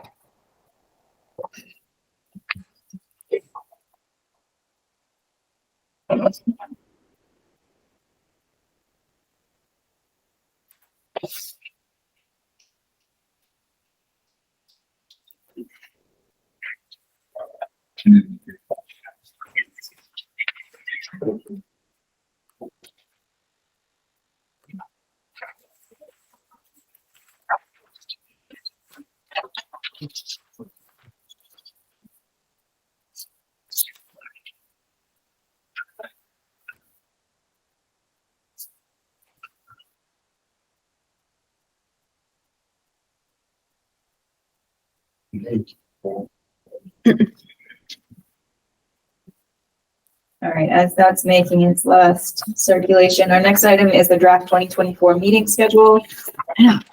I'll pull up on the screen here too, but here's the paper copy. I've highlighted it. So basically, one question is everyone okay with still sticking with that meeting pattern of the second and fourth Monday of each month?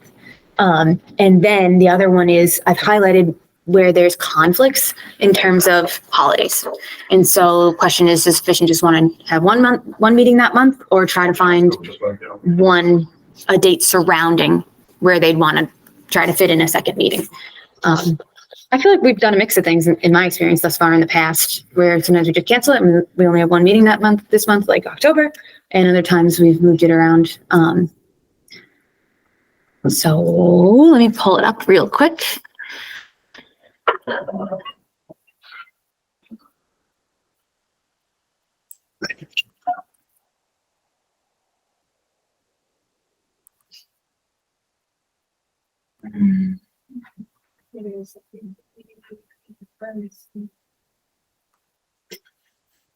I have this laptop, I don't know. I got it from like the catacombs of IT, so.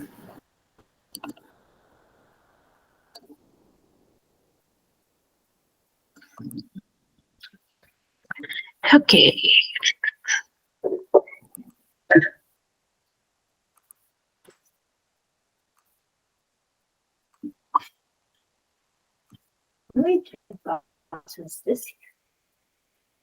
I think our schedule, I don't think we have a meeting near then. We have one at the beginning of the month. I think we just decided not to have a meeting closer to.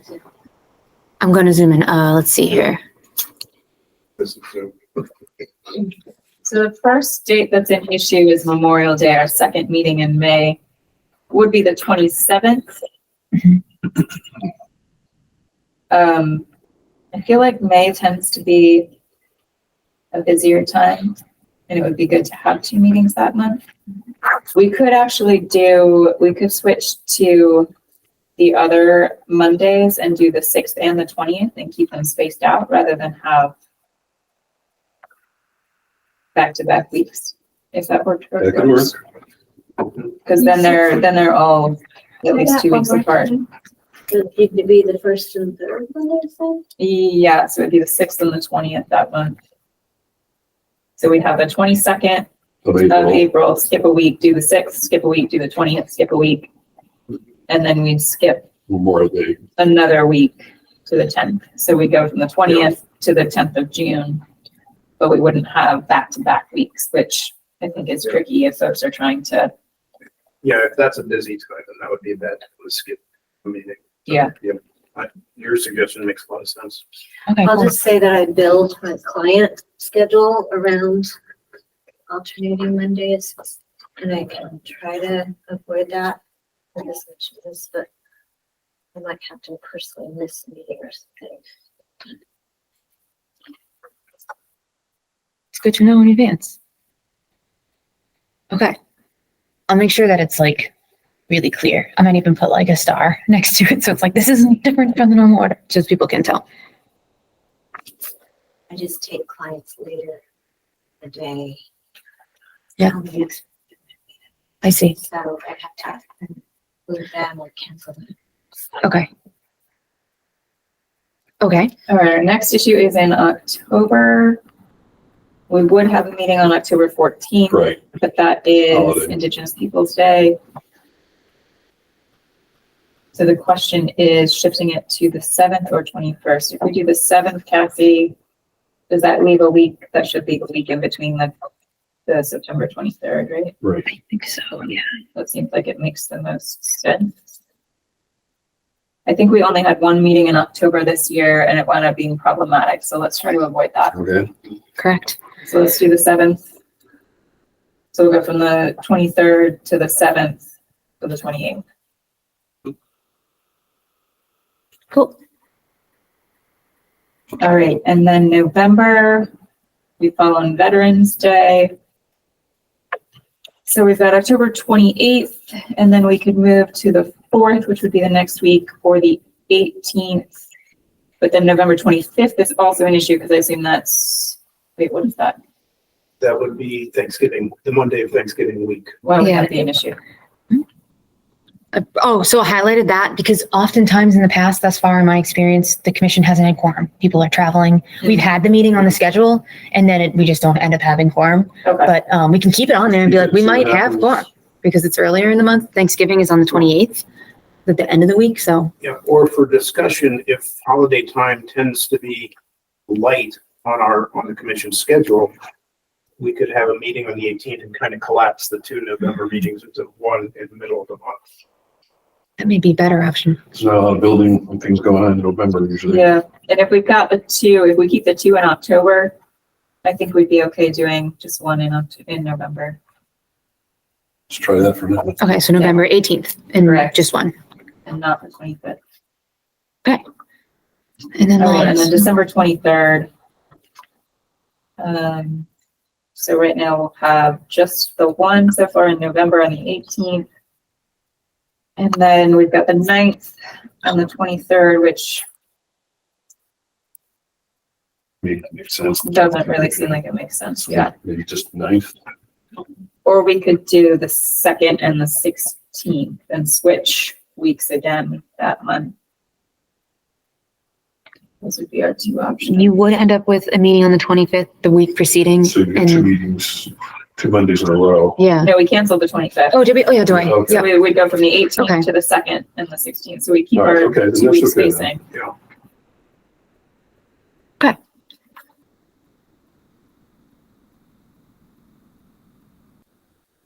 Yeah, the last thing I'll just double check with the clerk that won't interfere with anyone else's like meeting schedule. Okay. sure. But I think it should be fine because I think we've done this before. So We I have think on occasion. Yeah, we're usually the Monday people. So Yeah. I'll double check, but I think we should be good. So that replaces both the 9th and the 23rd, 2nd and 16th. If that works. Yeah. Okay, I'll update accordingly. The formatting for the last one for 2025, it'll look better when I'm done. So it just looks a little wonky right now, but we do usually keep on the January stuff on there too. But that shouldn't conflict. Can you just repeat what we're doing in December? Sorry, I'm just trying to change. Yeah. Here's what I have. So Just for December. just for December, we're doing December 2nd and 16th. Right? Yeah. And we're not doing the 9th or the 23rd. Cassie, will you, can we put this on the agenda next time as well, Mhm. after you've confirmed that works? Yep. Because if I don't put it in my calendar now, it'll be a problem come next December. Yeah, right. Yeah. But I don't want to put it until you've confirmed. Yep, I agree. That was a request is like, don't vote on it now. Let me give you the final version and then Great. vote on it. That sounds good. Did you also check that the submittal, I see you've got some of the submittal days scratched out, presumably because of holidays or something? Yeah, I was waiting to determine those and then I was going to take the time to update them. So I left them as 2023 to note that like it's not updated yet. But yeah, those will all be updated accordingly. The schedule for those is that the legal ad publication, I always count out 5 business days. And then the submittal deadline is 2 weeks preceding the meeting date, which usually often lines up nicely with the preceding meeting, but it doesn't always. So it shouldn't always line up. And you'll see that that's the case here, but Did you, so the ones you have marked out now go with the highlighted dates that we just discussed? Did you check whether any of these in themselves are holidays? I didn't. I will look for that. I can check for that. Yeah. And just think like the first one, the submittal deadline is December 26th. I wonder if it would make Yeah. I mean, I guess we can leave it there, but I don't think anybody's gonna submit stuff on December 26th. I don't think so It might make either, sense but to ask for it in advance. before the holiday. Yeah. Okay, hold on just a second. Let me make my notes here. Correct.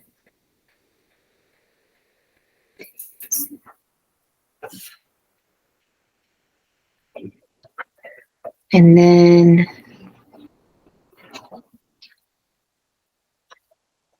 that one, December 26th submittal deadline might already be set in stone from our 2023 meeting schedule. You're right, it might. So, Okay, yeah. that's fine. Okay, cool. I can definitely do that. And if there's conflicts with the submittal deadlines for like holidays and things, I'll let y'all know based off of this new schedule, but I'll just adjust them farther back accordingly. So, Sounds good. okay. All right, renewed electronic signature vote. Yep. So way back at the beginning of COVID, when we had our 5-minute meeting, if anybody remembers was there. All we did in that meeting, I think, unless we did it, No. I think we just continued. Well, anyways, around that time, once we were empowered to do so, the commission took a vote to allow the agent to type in electronic signatures on the commissioner's behalf when they weren't able to make votes in person and sign documents like you did tonight.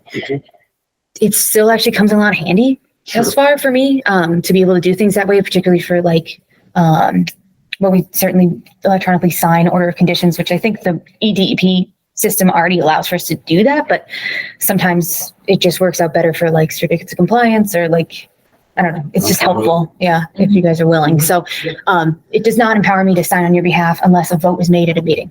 So, and it's not for me, it's just for the agent. So whoever happens to be the agent, that was the updated language. Yeah, what if we got a new agent? Well, you could always revoke it and be like, we're not doing this anymore. Would you like me to read this? Yeah, you're gonna read it. That's a good idea. So it says on date, we'll fill that in, the Easthampton Conservation Commission met in open session, both in person and through publicly accessible video conference software pursuant to the order suspending certain provisions of the open meeting law, GLC 30A, section 20, issued by Governor Charles D. Baker on March 12, 2020, and extended by H 58, chapter 2 of the Acts of 2023, suspending certain provisions of the open meeting law. At this duly held meeting, the following vote was taken. Motion by Commissioner Blank. The Easthampton Conservation Commission hereby recognizes and accepts the provisions of MGLC 111G regarding electronic signatures, and that its members will henceforth execute documents either with electronic signatures or with wet ink signatures, and that both will carry the same legal weight and effect. Additionally, to authorize the conservation agent to electronically sign Easthampton Conservation Commission documents on behalf of individual Conservation Commission members in accordance with MGLC 110G. The term Easthampton Conservation Commission documents as used in the preceding sentence means only those documents that the commission voted to issue and sign at a public meeting. And then there's a who seconds it and our roll call votes. By affirmative vote of a majority of the members of the commission, this motion passed. The above is a true and accurate account of the proceedings of the Easthampton Conservation Commission. And I would take this to the clerk, have her, like, I think notarize it. I have to double check. And then I'd probably record it in the registry of deeds to be like, this is formal. So what we have right now has been accepted by the registry of deeds, has been acceptable, but it's just newer language that I got from this group, MSMCP, that I'm in. And it seemed like a better. And we have newer commissioners. We should felt like a good idea to redo the vote for y'all. I'm quite comfortable with this. I mean, just as a courtesy, should we vote on this when Commissioner August and Commissioner Buttrick are here? And I was just going to ask if it matters that they're not here. That was the case in the original vote. We didn't have everybody there. So there were some like just absent that I wrote in there, but I can understand that request, and in theory, everyone's going to be here next meeting. So I think we just need a quorum of people, commissioners, to vote in favor, but yeah, I get why you'd want to have everybody if you can. So it's up to you guys. I suggest if it's not time sensitive, let's take Postpone this up next meeting. Works for me. All right, so we'll table that till the 13th. And the last item is wetlands ordinance discussion. So our working group had to reschedule. And actually, I don't think we have rescheduled. I think I owe you dates actually for that. Okay. But we had to postpone the last scheduled meeting, so we don't have any fresh updates. But in general, we're still working to go through kind of resource area by resource area and flesh out our recommendations for the regulations piece. And I suspect we have probably a few to a handful more meetings working on that bit by bit before we really have a draft to bring to the rest of the commission for more detailed discussion. So we'll continue to keep you updated. It's been slower lately because we've been having a hard time finding times to meet, but it is continuing to progress. How often do y'all try to do? We're aiming for at least once a month, but I feel like it's gotten derailed a couple times by various things, vacations and whatnot over the summer. Yeah, my hope is that if like the permitting kind of slows down because it's winter time, I mean, knock on wood, maybe we can get back in the zone with it, but yeah. So that's all I have there. Cassie, anything else? Not that I have. Is there anything, Mark, that you want to add or yeah. Couple things. On your ordinance, if I can make the suggestion, there are going to be some projects only subject to the ordinance, right? Mm-hmm. Get your own paperwork. Because right now, most towns that have an ordinance or a bylaw are using the Wetlands Protection Act paperwork. And it says Wetlands Protection Act, 13140. Come up with your own paperwork. We could definitely do that. Point taken. Do you have a town that has a good example of that, Mark? No. Okay. Well, if you No, come up, I can let in them know. fact, I actually asked a couple of the other regions, a couple of the other circuit riders. I said, do you have anything? And they said, no. You know who might, Cassie, is Nantucket. Oh. I feel like they have their own stuff from a project that I permitted there recently. And I can ask MSMCP and MACZ Yeah, folks MSMCP. and just see if anybody has anything. They might have something kicking around. Yeah. And then I have one other thing. I talked to Cassie about it last week. Can you pull that site up? Oh, yeah. Yeah. What was the address again? South Lodville Road. Yeah. Yep. I can find it. It's near South Lodville, but we said, let's just go there and see. Let me pull up Mass Mapper for y'all so you can see this. So we got a complaint last week about a sand and gravel operation expanding. Part of it's in Northampton, parts in town. And I need to know if you guys know anything at all. I have received unofficial complaints before. And at that point, I referred it to Northampton because it became clear that it wasn't happening in our This, I think property. the lower part, Is us. Yeah. I think the property line is right along here. I'm going to zoom in real quick. I think it should show us. so Google Earth actually has from 2023. Okay. Yeah. This is 2019, unfortunately. Yeah. Yeah. We can do Google Earth if you want to. I've definitely heard Yeah, unofficial complaints that I referred over to Northampton. Sarah, Yeah, and at that point anyways, when she looked into it, she didn't think there was anything going on in jurisdictional areas, but the things that I've heard from folks are concerns about vernal pools being filled or Well, there's ponds there, but there's no even potential vernal pools there. So they were old gravel ponds.